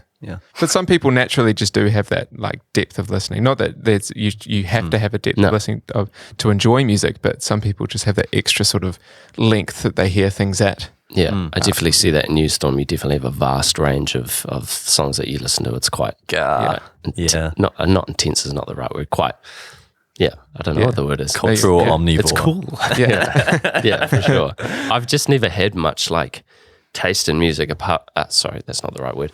Never had much. Like I say, back to my point before about like mainly listening to hip hop and trap music. That's pretty much what I was really drawn to from a younger age, and sort of never really branched out. Like never sort of, I don't know. It was never in front of me, I suppose, like other kinds of music. So I'm only recently now discovering like where other genres of music can hit, and how it feels to me. I've never really had that. So like I'm only recently sort of discovering like new genres of music through just like gigs and things, and just like, again, you Staughm just playing music and being like, oh, I really like this one. I don't know what it is, but I like it. I've just sort of had this, I suppose, echo chamber of like hip hop music where I've never really been able to actually have anything put in front of me or seen anything else. It's usually like everything else I don't know has pretty much been like presented to me from other people, or just, Well, I guess it's just like it's a great time for cultural expansion, like, because you just have anything you want at the tip of your fingertips, be it music, you have film, to want it though. Anything. You have to put the energy in to really like look for it and get it, Oh, yes and no, though. I mean, like, because there are kind of algorithmic curations which are available to you, and like Spotify, the last song Crazy that album plays, like, but you decide to listen to use that tool, that's true. And actually then go in and listen to it in that way, that you're actually taking in that new thing, and no, that's true. That's when the energy, I guess, goes. I find I'm quite lucky that I decided to do audio engineering, because it means that you have to be really open to working with any kind of genre or any kind of artist. And you have to find a way to enjoy it, because if you don't enjoy it, it's really hard to work on it. Definitely. Like there's like a few different artists that I've worked with, that I have worked with in the past, where it's just been like really abrasive at first, and then I've had to just find some time to listen to music that they listen to. And I'm really lucky for that, I think. Definitely. Just try and. Definitely. I've had a bit of that sort of talk from Peter Maltino, who's been on the podcast in the past. I'm sure a lot of people know who he is by now. Similar sort of thing. You have to really adjust to whoever you've got in the studio. And a lot of that comes down to, similar to what I was talking about before, about like how you can feel a certain way about a song because of like a friend giving it to you. It can be just be the same by just like understanding why the artist chooses to take this route, or why they want to take this direction or this sound, because it's like, okay, well, I can see that now. I can perhaps immerse myself a bit more into this because of how it's absolutely how it's been done. I feel like if I had a vast understanding of audio engineering and how music kind of works sonically, I would maybe find that detrimental to how I listen to music. It is. Because it would be hard to shut that knowledge out and just absorb it from like a blank slate. No, you're totally right. Like while I was studying, I just did not listen to music ever. Like apart from when I was like recording or mixing or mastering or anything. And if I needed references, I'd sort of take that in. But it's so hard to strip back that sort of way of hearing things where you're deconstructing a mix, or like you're trying to get a cultural understanding of why that music is that way or whatever. It's really hard to just pull away from that. And it can be the same with any art form, but 100%. in a way, it's just another way of enjoying it. And certain music you can enjoy it for those qualities as well. But it's so hard to shut that out sometimes. Sometimes like you just hear the hi-hats like just once, and then every time you hear that song, then on, like that layer is in the forefront. Definitely.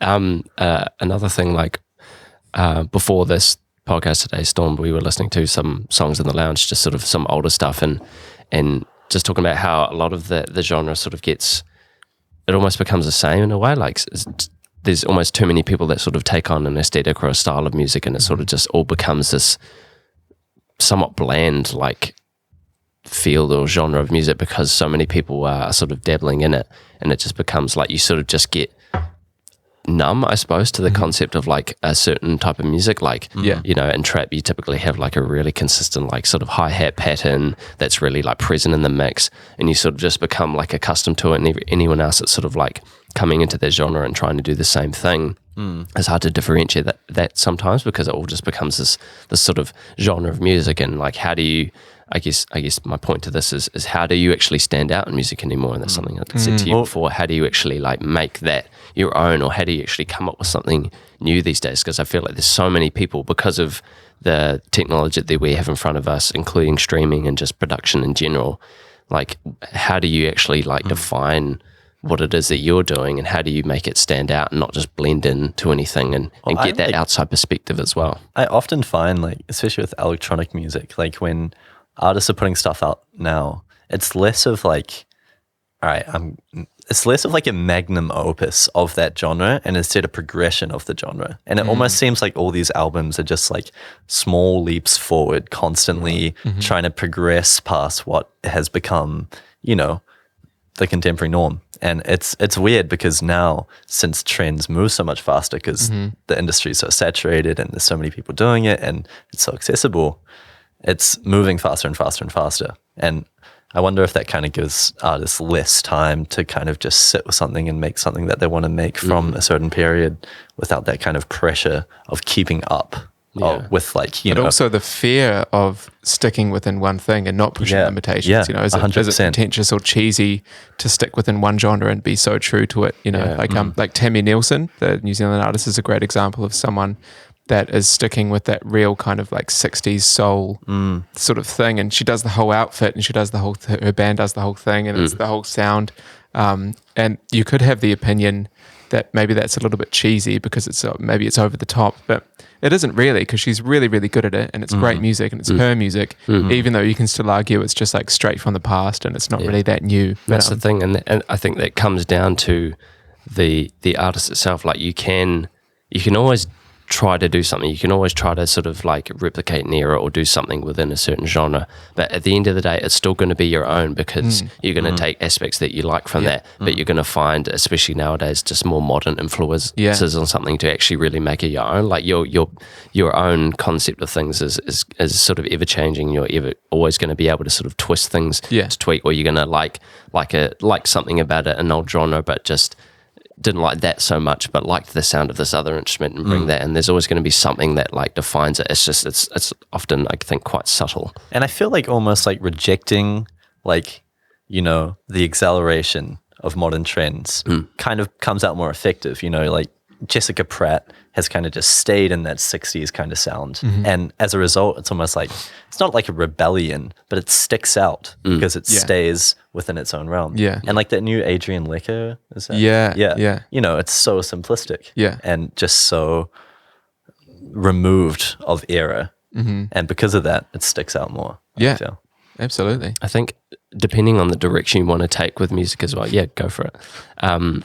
The direction that you want to take with music can also like affect how the music comes out as well, because like if you do want to make something that is so unique, you know, you're often trying to find like a new genre in a way. You're trying to stand out so much that it becomes something so foreign that it can actually be hard for people to understand, or like if they're hearing that for the first time and it is so abstract and so different, it's going to take a while for you to build that audience if you really want to succeed with that music, you know, because you're going to have to teach people to learn your music in a way, rather than as opposed to jumping into a genre that has already been defined and doing well within that genre is more likely to gain a bit of traction because people know that they like that already, and there's someone else they can add their repertoire and that'll probably float you through more. So it just depends on whether you want to be like a true creative, and that I guess can also just be not even thinking about that and just making things so organically that it doesn't even matter. It's just a sound you wanted to produce. I think that's where it's a hard thing between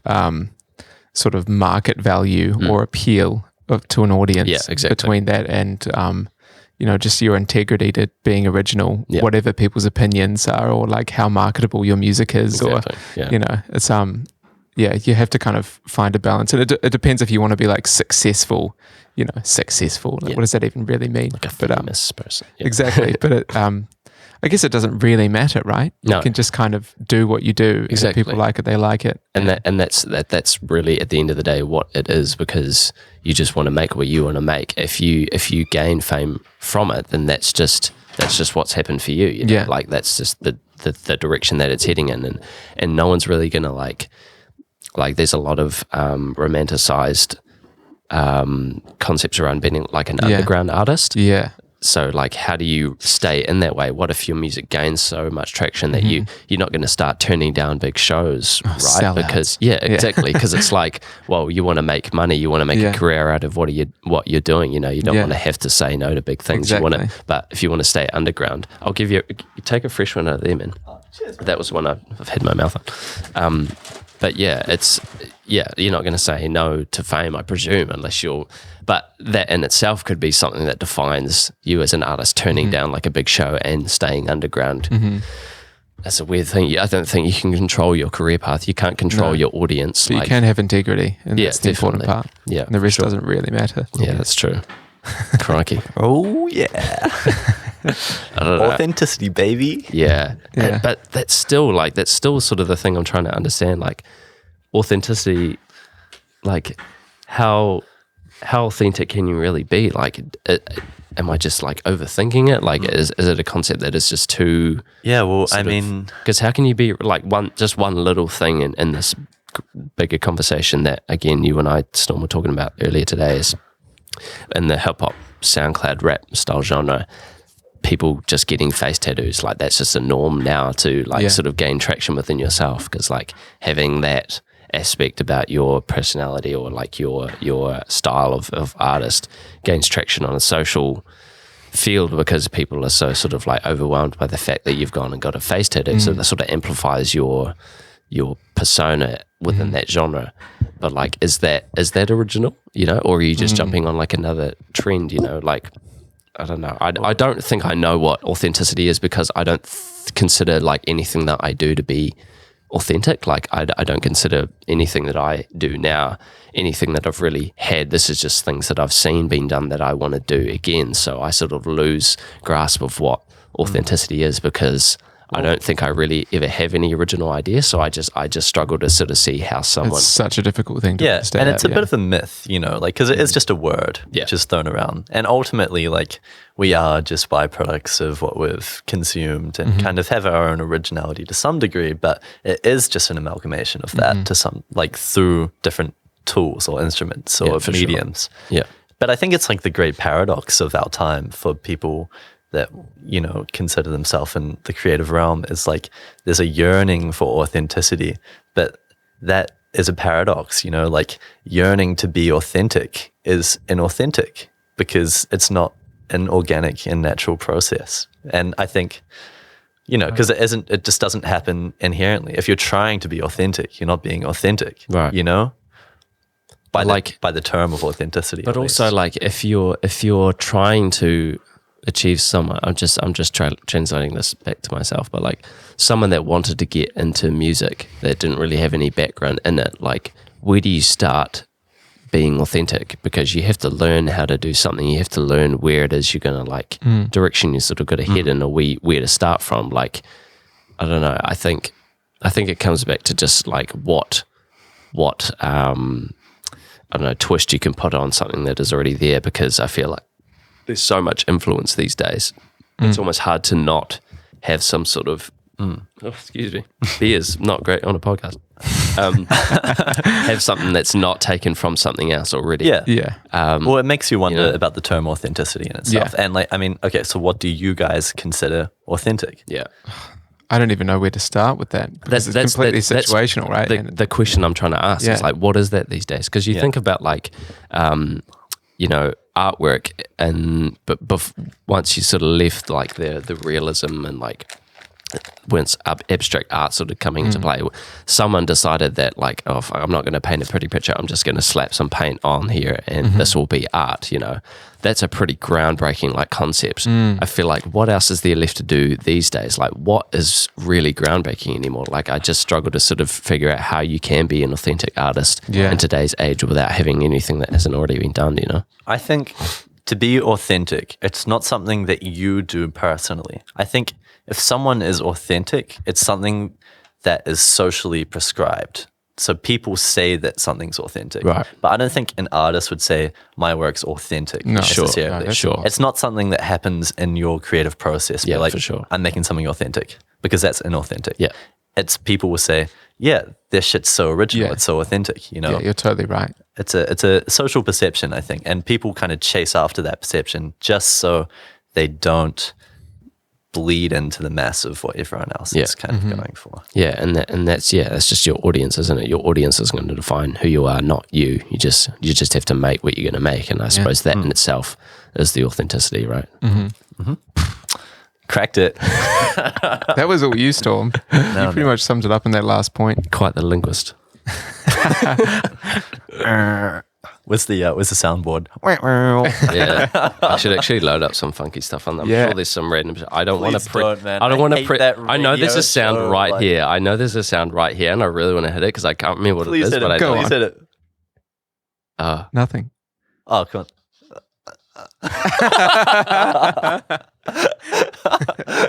Zing. And we're back. I love that. That's great. Oh, there's actually a lot of preloaded sounds on this thing. I just haven't really got around to. Yeah. I mean, who the fuck is I seriously Look, man, use that? if you turn into one of really those radio sparked me hosts, yeah, definitely. I feel like have we started recording now? Is this the start of the podcast? Wait. Oh, I forgot. No.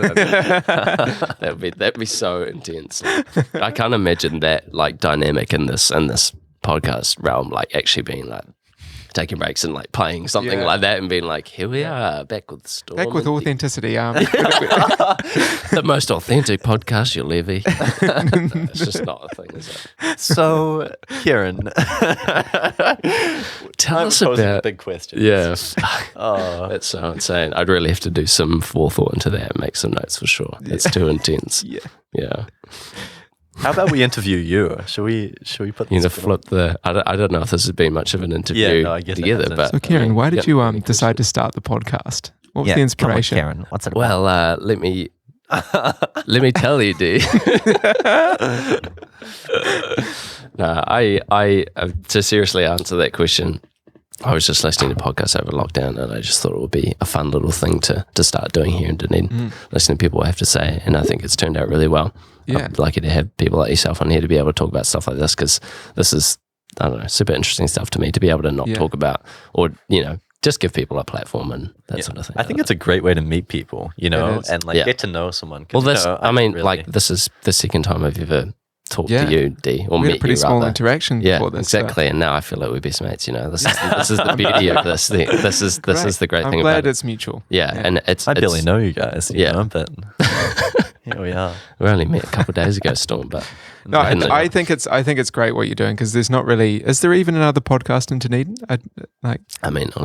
I guess if there is, well, you know, but I imagine there's definitely going to be something about, I don't know, Central Otago schist or something. Yeah, you know, sure. there's going to be schist chats. I feel like a lot of the podcasts that are in New Zealand are podcasts about New Zealand, you know? Like a lot of the stuff I've come across is just like, I don't know, it's usually something political, or it's something about like the landscape, or people touring around the country, just because our tourism industry, not at the moment obviously, but like is fairly large. Like it's something that gets talked about a lot. I don't actually know of many podcasts in New Zealand. I know there's a guy, I wish I could shout him out if I remember what his name was, but there's a guy I think in Wellington that's doing a podcast very similar to this, where he's interviewing just artists and creatives and things like that, which I've listened to a couple of episodes, and that's pretty cool. Like I think it's a great thing to do in terms of just like giving people platforms. Like the reason I wanted to start doing it was not because I wanted like stuff for myself. I just wanted to do exactly this, is just talk to people and like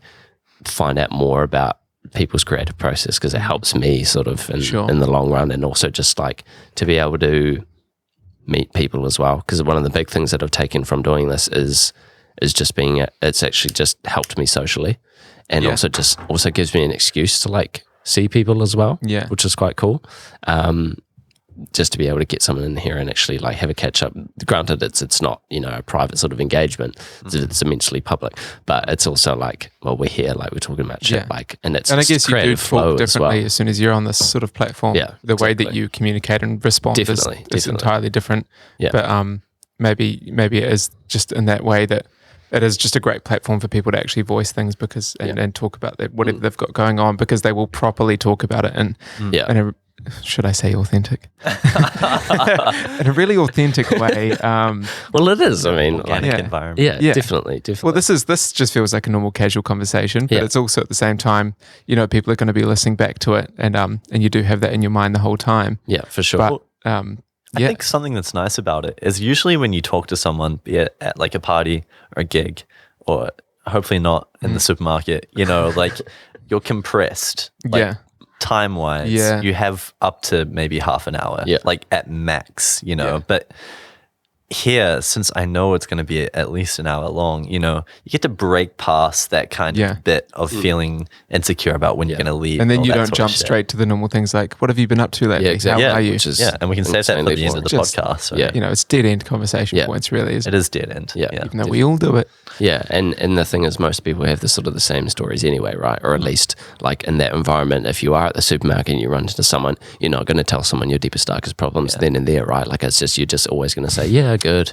Well, I feel like it's safer. I mean, I tried for a bit to be more, charismatic on the downtown run-ins. And it doesn't work, man. Like if you run into someone at the supermarket and you go like, you got oranges, you know, like you just get weird looks. Yeah, exactly. Yeah, it's a strange environment. Yeah, be chill at the supermarket. The beauty of this is that like I don't often like if I'm meeting someone for the first time, like no offense, Dee, but like if we had met like outside of doing this, I probably wouldn't have engaged with you so heavily because not that I didn't care. It's just like it's that social, that weird social pressure to like really like dive into someone's like art because it can be quite intense and like to talk about yourself in that sort of setting can be quite uncomfortable. Whereas like here, you know that it's going to be said, and I'm sort of realizing that like I should actually do that because I'm actually finding what I was scared of socially was just starting conversations with people. And this has made me realize that like that's so stupid because people have so much to say and people are so interesting. Just talk to people. And so this is literally forcing me to do that. Yeah. Right. So I'm forcing sounds wrong because it sounds like I don't want to. I do want to like get these things and thoughts and ideas out of people. But it's enabling you to do it. Enabling me to be able to do that, which is great. Sure. And I've had the most fun talking to people on this. Yeah. I just it's great. Definitely. I'd say thankful, but like it is I guess all me. And I think sometimes you need like a medium to actually enact like personal change, you know, like because I don't know if you guys find this, but like every week, sometimes like several days a week, I come to these like grand self-realizations and like social realizations. And it's like, oh, holy shit, you know, I've just like figured out what I'm doing wrong. Yeah. But it never enacts. And it's like I have this reoccurring epiphany every week. I can relate to that. You know what I mean? Like, and I guess, I don't know, like having a medium to actually enact some of that stuff on and to let it like flourish in a different environment outside of your normal day-to-day shit. You know, like maybe that's great. some cool stuff. Yeah, definitely. You definitely find out some things that you didn't think that you would find out about someone. And I think some people in this environment do flourish a bit more because they are like, not that I've experienced that super heavily, but I feel like a lot of people, given this environment, given this platform to talk, will be able to just sort of go because they might not have that opportunity outside of their social environment within their social environment to be able to sort of express things in this way. And like, I think that's why it's great to talk to artists and musicians because people in some cases, not all, do like to sort of explain things a bit more than what's presented purely just in the art, you know, to be able to sort of refine things a bit more. Like already I've learned so much more about your music just based off this, and without this I don't know if I'd have looked sort of in the same light, like not that I wouldn't have enjoyed it, but just I know what you mean. Have a whole nother interpretation of what it's around, like knowing that artists is so important in how you interpret music. And I think that translates so heavily to your social environment because like I've seen so many people share like the video on Instagram, like so many people are posting about it, and it's like, well, this is so great that like there are people, like you have such a more intimate relationship with the music because you know the person, and it just has a whole other meaning. And that's, I think, where the best like creative flow, I don't know, stuff comes out when you know that you have people that are there to share it. That's a great segue, Kieran, because I was meaning to ask you, dear, regarding your music, because I know for Reverie you did a couple cassettes. Yeah. You got any physical plans with the EP? No, Reverie was special because at the time I was like still in high school, and I had some friends that were doing jazz school in Christchurch at the time, and they wanted to start up their own cassette-based label, and it was really exciting, and it was going to be this thing, and they did it. They did the whole thing. They did a couple of bands. I think it was one or two bands from Dunedin they put out, and they put one from. It could have been like a Canadian artist maybe. And then Reverie was maybe their first one. Cool. Maybe the second That's one. Sick. And it was just so great. They just did everything. And I, made the album and they put it into these little cassettes. And I wish that I had the opportunity to do that again now. But it was just kind of given to me, I guess. Yeah. I didn't have to do anything. They were just really excited. Have they stopped, I take it? What was that? Have they stopped? Oh, yeah. Free Kittens Records was what it was called. And it stopped maybe at the end of 2016 even, potentially. Well, I feel like 5 years ago, that was like a great thing that people were doing. Like Bandcamp was like really gaining traction. It really was. Yeah, that was awesome. There was this whole thing of Bandcamp labels where all these bands would just be in this collective within Bandcamp, and I think that's what Bandcamp is made for, right? It's just this community of indie artists and indie labels working together to like help each other out and make sure that people can have physical copies if they want. And it was amazing, man. Yeah. And like websites like Tiny Mixtapes and stuff really facilitated that. Rest in peace. Absolutely. Yeah. How do you look back on your earlier music now? I mean, I can appreciate it for what it is. So good. Thank you, Staughm. I mean, particularly with Reverie, it's kind of like I'm for a long time I was just like, how the fuck did I do that? You know, like it's it's kind of almost a full-length album, and I was maybe 17, and I've tried to do that again since, and it's not really as easy as it was then for some reason. I'm not really sure if it was just like what I was going through at the time, but and then from maybe like an audio engineering standpoint, like the sound sucks. Like it's like I didn't know what I was doing. I was just trying to work it out, you know. And like songs wise, and the whole like sort of concept of how the whole thing flows, I think is really cool. But it just like is quite cringy to listen to for me, just about like with how terrible it sounds.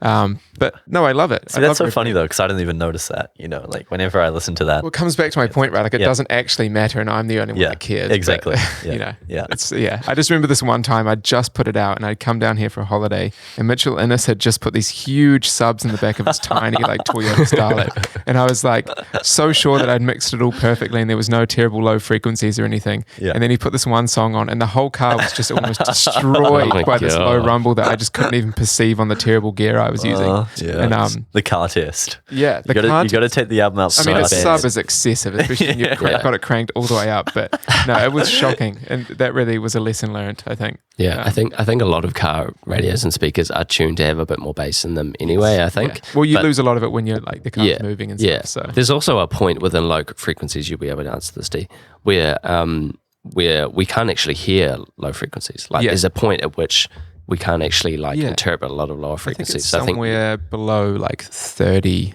hertz or something is where we stop being able to perceive. I found like I dabble in music on my laptop. I've a DAW that I make beats and things on, and I found that like a lot of my earlier beats again is in that hip hop trap sort of stuff, super heavy on the 81s, like mad heavy, and like listening to them at that time was like sick, because I had these big monitors and I was like that sounds great.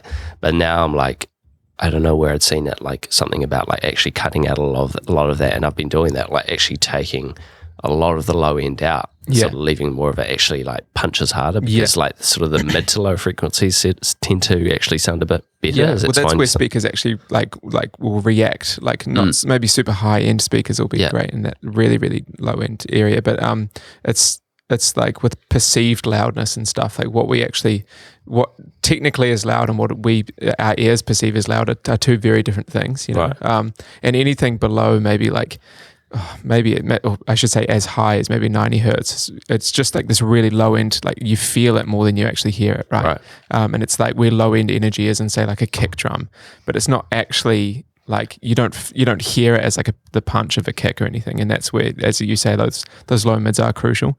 And if you're like, say, like where it comes back to what we were saying before the podcast with compression and stuff like that, if you have all this low end information that you can't actually hear as loudly, but it is technically still really loud in decibel level, the compressor will react to that. And that's why it's important to not have all that information that you don't actually perceive as loud but technically is. Does that make any sense? Yeah, definitely. I've had a lot of that stuff having to mix and master a lot of this. I've had to learn a lot about, because like the first episode that I did for this, I perceived it to be loud within the DAW and the headphones I was using at the time, and I thought, okay, that sounds sweet, put it out, listen to it in the car test. I had to like have everything on full volume. Still like couldn't really hear it properly. I was like, what the fuck is going on? Like there's so much like actual perceived loudness, and then actual like level, like monitor actual loudness. audio material in there that you're not actually picking up. Is it like frequency? I don't even know how to answer this question, but like when you're looking at a loudness level, a LUFS level, is it just the amount of frequencies that are happening that are determining that? Or is it fully just like peaks in the waveform that are like determining that? Like, is it just sort of reading like negative 22, negative 16, negative? Yeah, well, there's like peak, and then there's RMS, which is kind of like the average of a sound rather than the peak information. So the big transients in a waveform rather than just the average overall.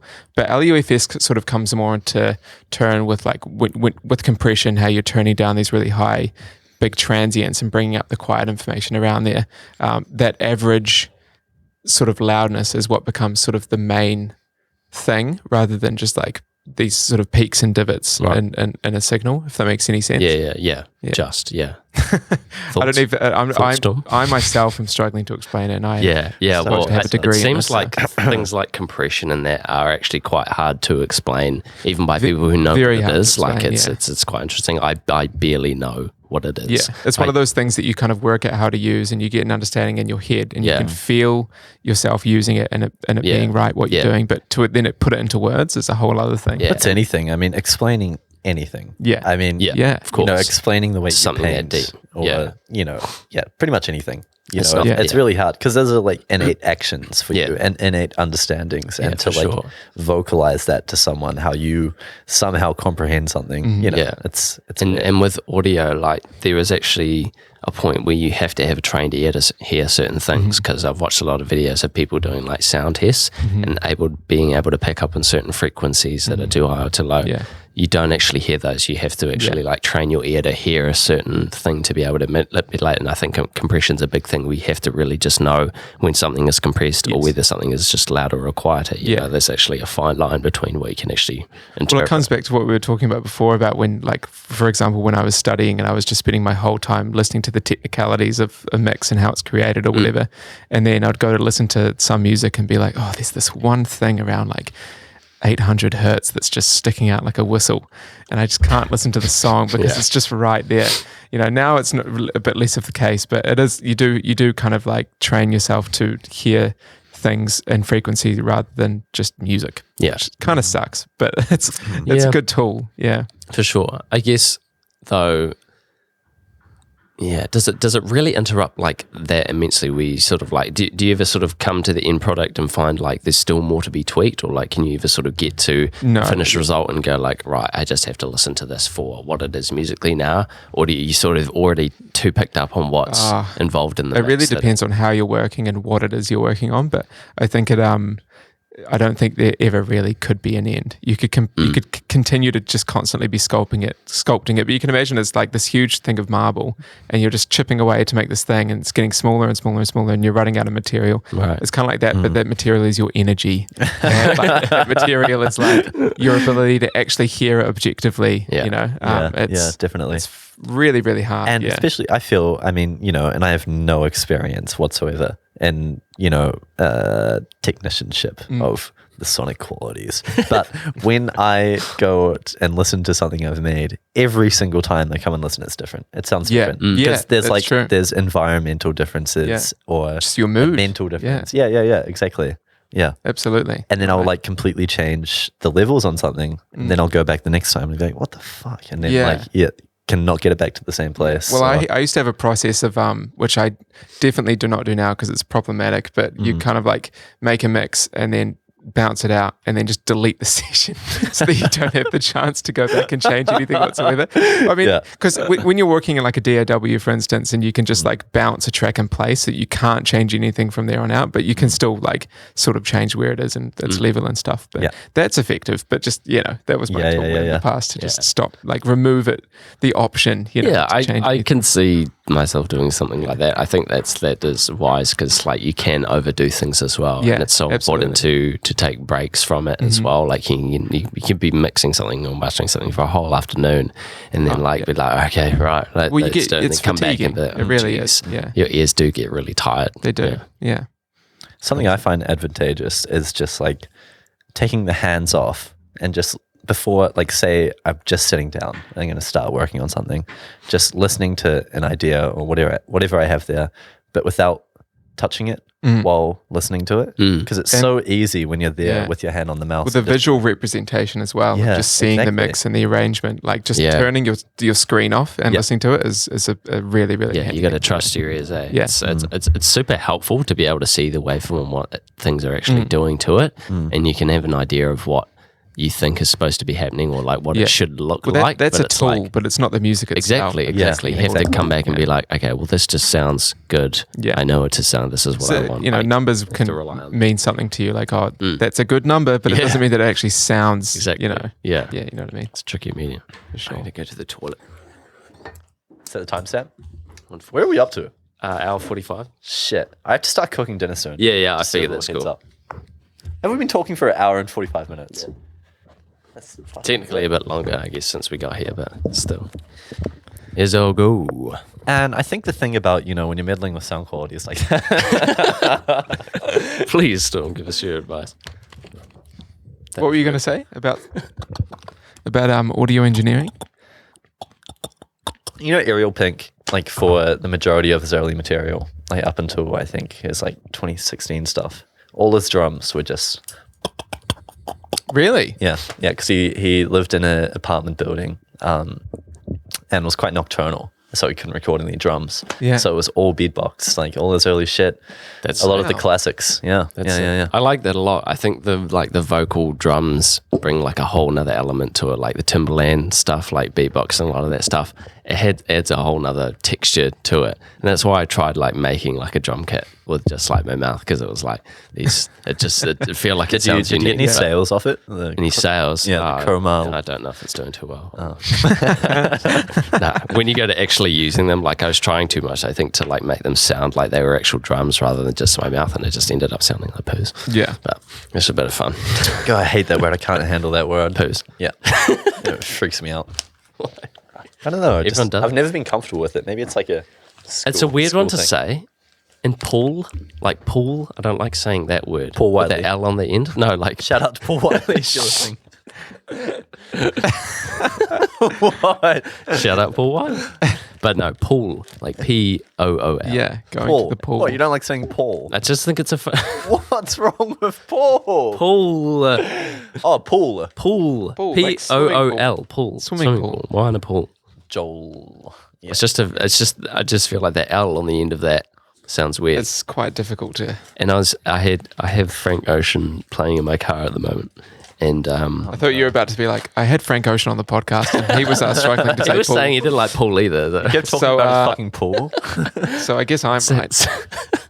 What's that song on Channel Orange? Sweet Life. Oh, yeah, when he's like palm trees and pools. Yeah. Every time I try to sing that along in the car, it just sounds weird saying that for some reason. Palm trees and pools. You could just do it like a censored swear word and just not sing that word. Palm trees and... We could morph it into something that you like, like ocean. Palm trees and oceans. It's a bit easy to sing. Palm trees and podcasting. Jesus. That's right up your alley, Kieran. Yay! I don't know. You guys enjoy your beers? Yeah.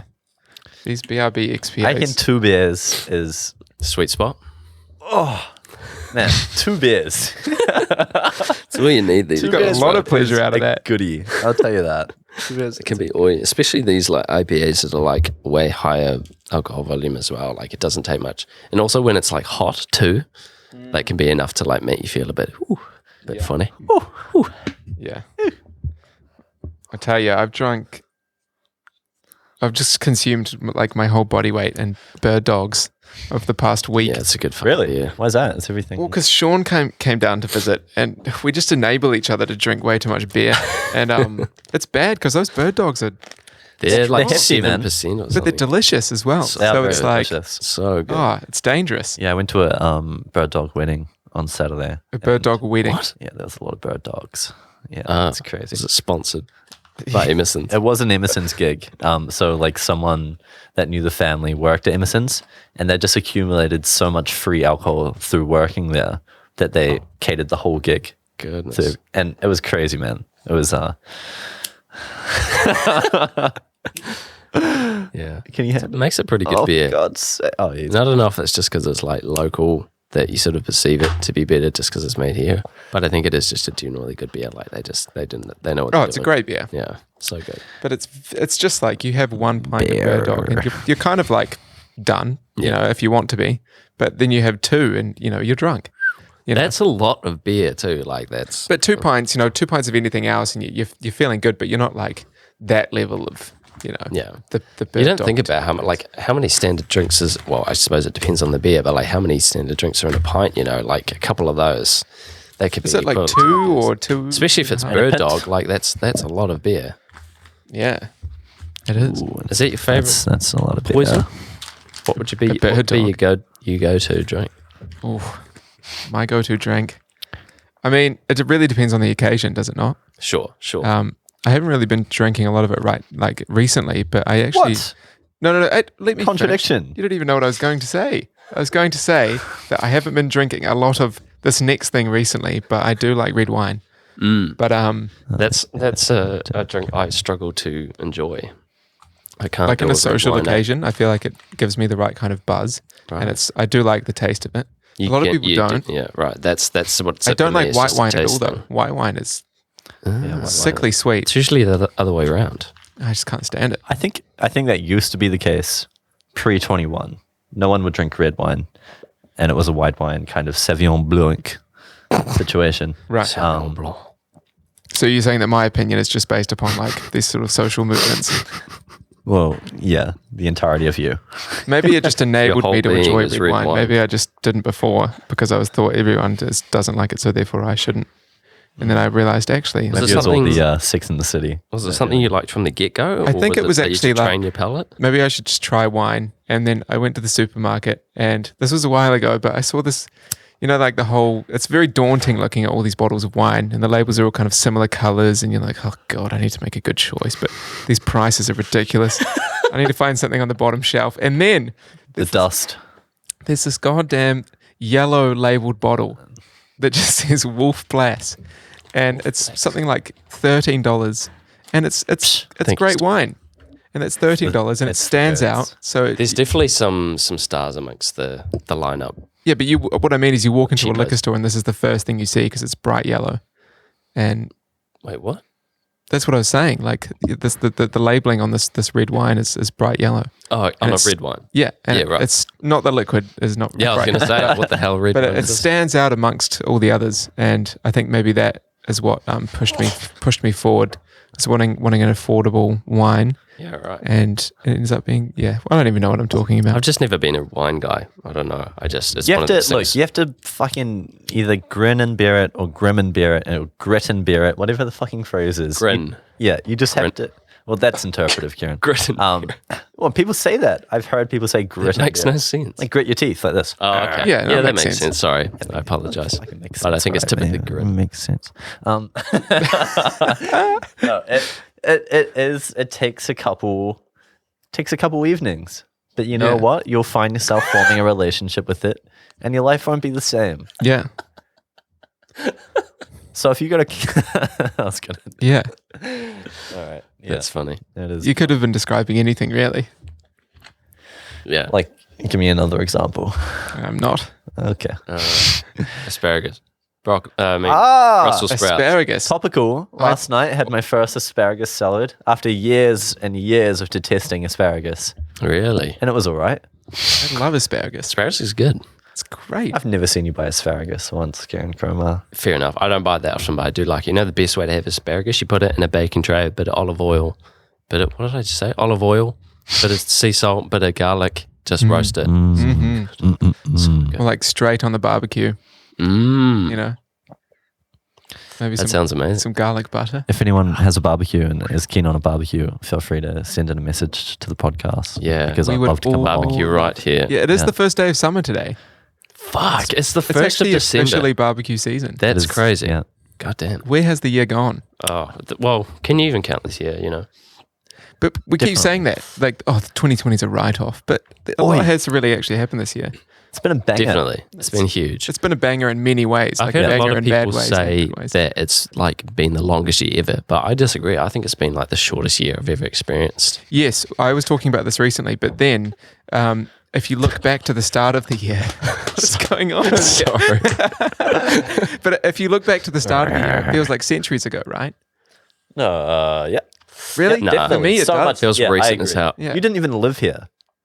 I didn't even live here. Dee didn't even live in Whoa. Eden. So when did you move down here? Kieran? After lockdown? I moved here in, was it the end of June? I think it was the very end of June. Yeah, I think so. Where were you beforehand? I was in Christchurch for lockdown, and yeah, it was great. And before that, I was in Auckland. But yeah, I was going to actually be working in Christchurch and doing the whole thing, but yeah, it just didn't really. I had like a job lined up that didn't work out, and then I just sort of moved down here, and Hamish was like, "We need a guitarist." And then it all happened in like a week. It was super quick. My whole life changed really quickly. That's so lucky. Yeah. That's awesome. Yeah. Are you wanting to like sort of carry on audio engineering into like a career, or do you want to just like put it all into your music and like have that be your main focus? Like what do you want to do with your audio engineering side? I don't really know what I want to do, honestly. I kind of just enjoy taking it as it comes, I think. But I mean, at the end of the day, I would like to be doing audio engineering professionally and like, working for people and working on projects all the time as an audio engineer, but it's not really an easy reality to come by. Sure. It's really hard to find work. Yeah. It can be quite underpaid and, working in a studio, like there's not many studios, and when there are studios, it's usually run by like one guy who does it all. Yeah, right. And that's kind of the reality of it. And then like live sound is not something that I ever really want to get too seriously into. I've done a few live jobs, but it's just not really my preferred field. But right now I'm just enjoying playing music. Cool. Not that I remember this time last year I was like, I'd love to be in a band, but it's not really the thing for me. And here I am being in a band, and it's great. Yeah. I'm loving it. That's cool, because I think audio engineering as a job sounds like it has so many opportunities for you, because the amount of people that are making music and need people to do like the final touch to the music is probably immensely vast. But I didn't really take into account the fact that you have to, if you want an actual job like with a label or a studio or something, that's not as broad.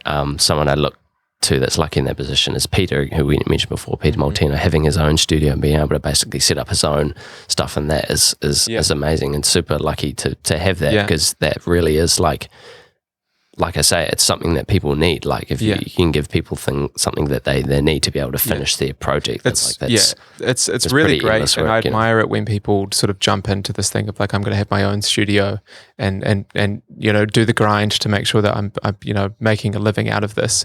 But it is really a grind, and I think it comes down to already having like a really good community foundation. Like if you're already in the scene and then you start that from there, then people will go to you because they know you. Definitely. But it is kind of hit and miss, I think. And I still think that I do believe that the amount of people doing audio engineering and mixing and mastering and stuff is, I wouldn't say it's saturated, but with the come of like just software that you can do it at home with and stuff, there's just everyone is doing it, really. Exactly. You can make your own music at home, and that's fine. Yeah. And then there's things like Lander, for instance, where you can just, and other algorithms that you can just get things mastered through, which a lot of people go to.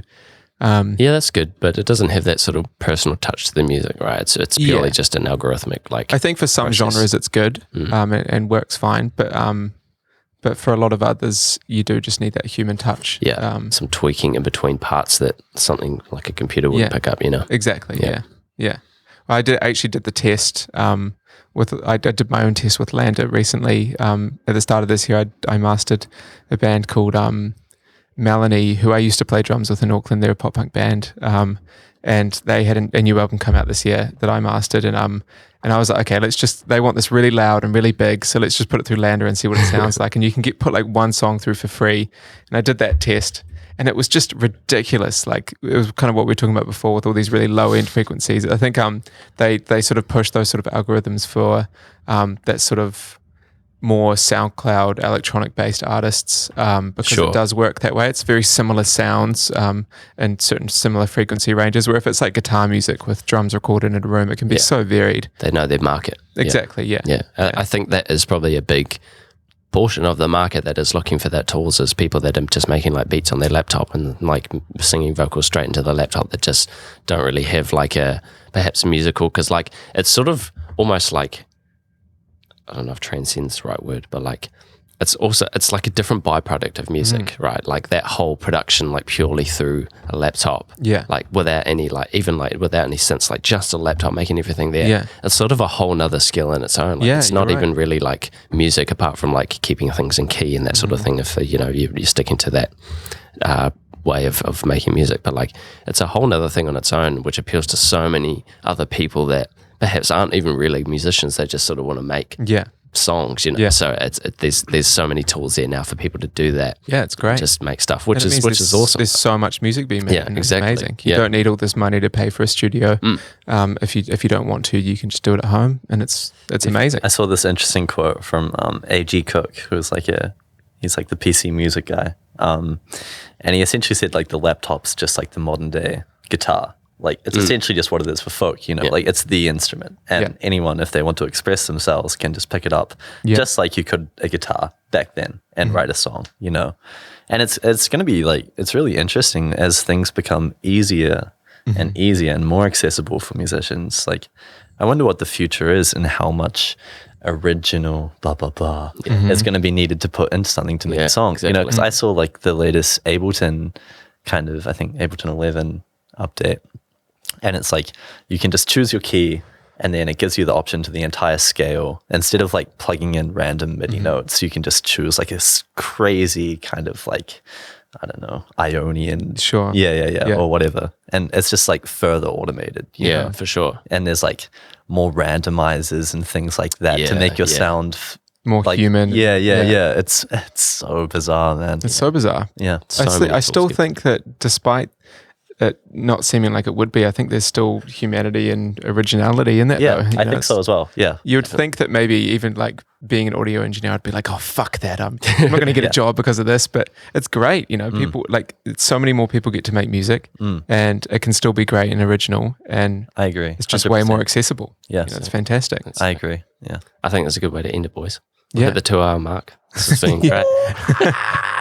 Thank you guys for coming on. This was really fun. Yeah, thanks for having us. Dee, I thought this was a cool idea, if you're okay with it, to perhaps put your new single at the end of the podcast, if you want to do that. Seeing as this will be released, well, it's already out today, but I thought it might be cool if you're okay with that. No, that's great. The song at the end. And maybe you could just sprinkle a couple of my tracks just throughout. If you just do another edit with like an open verse, and we'll just get Staughm to do a freestyle over that. Well, actually, there's more to me than my part. All right. So.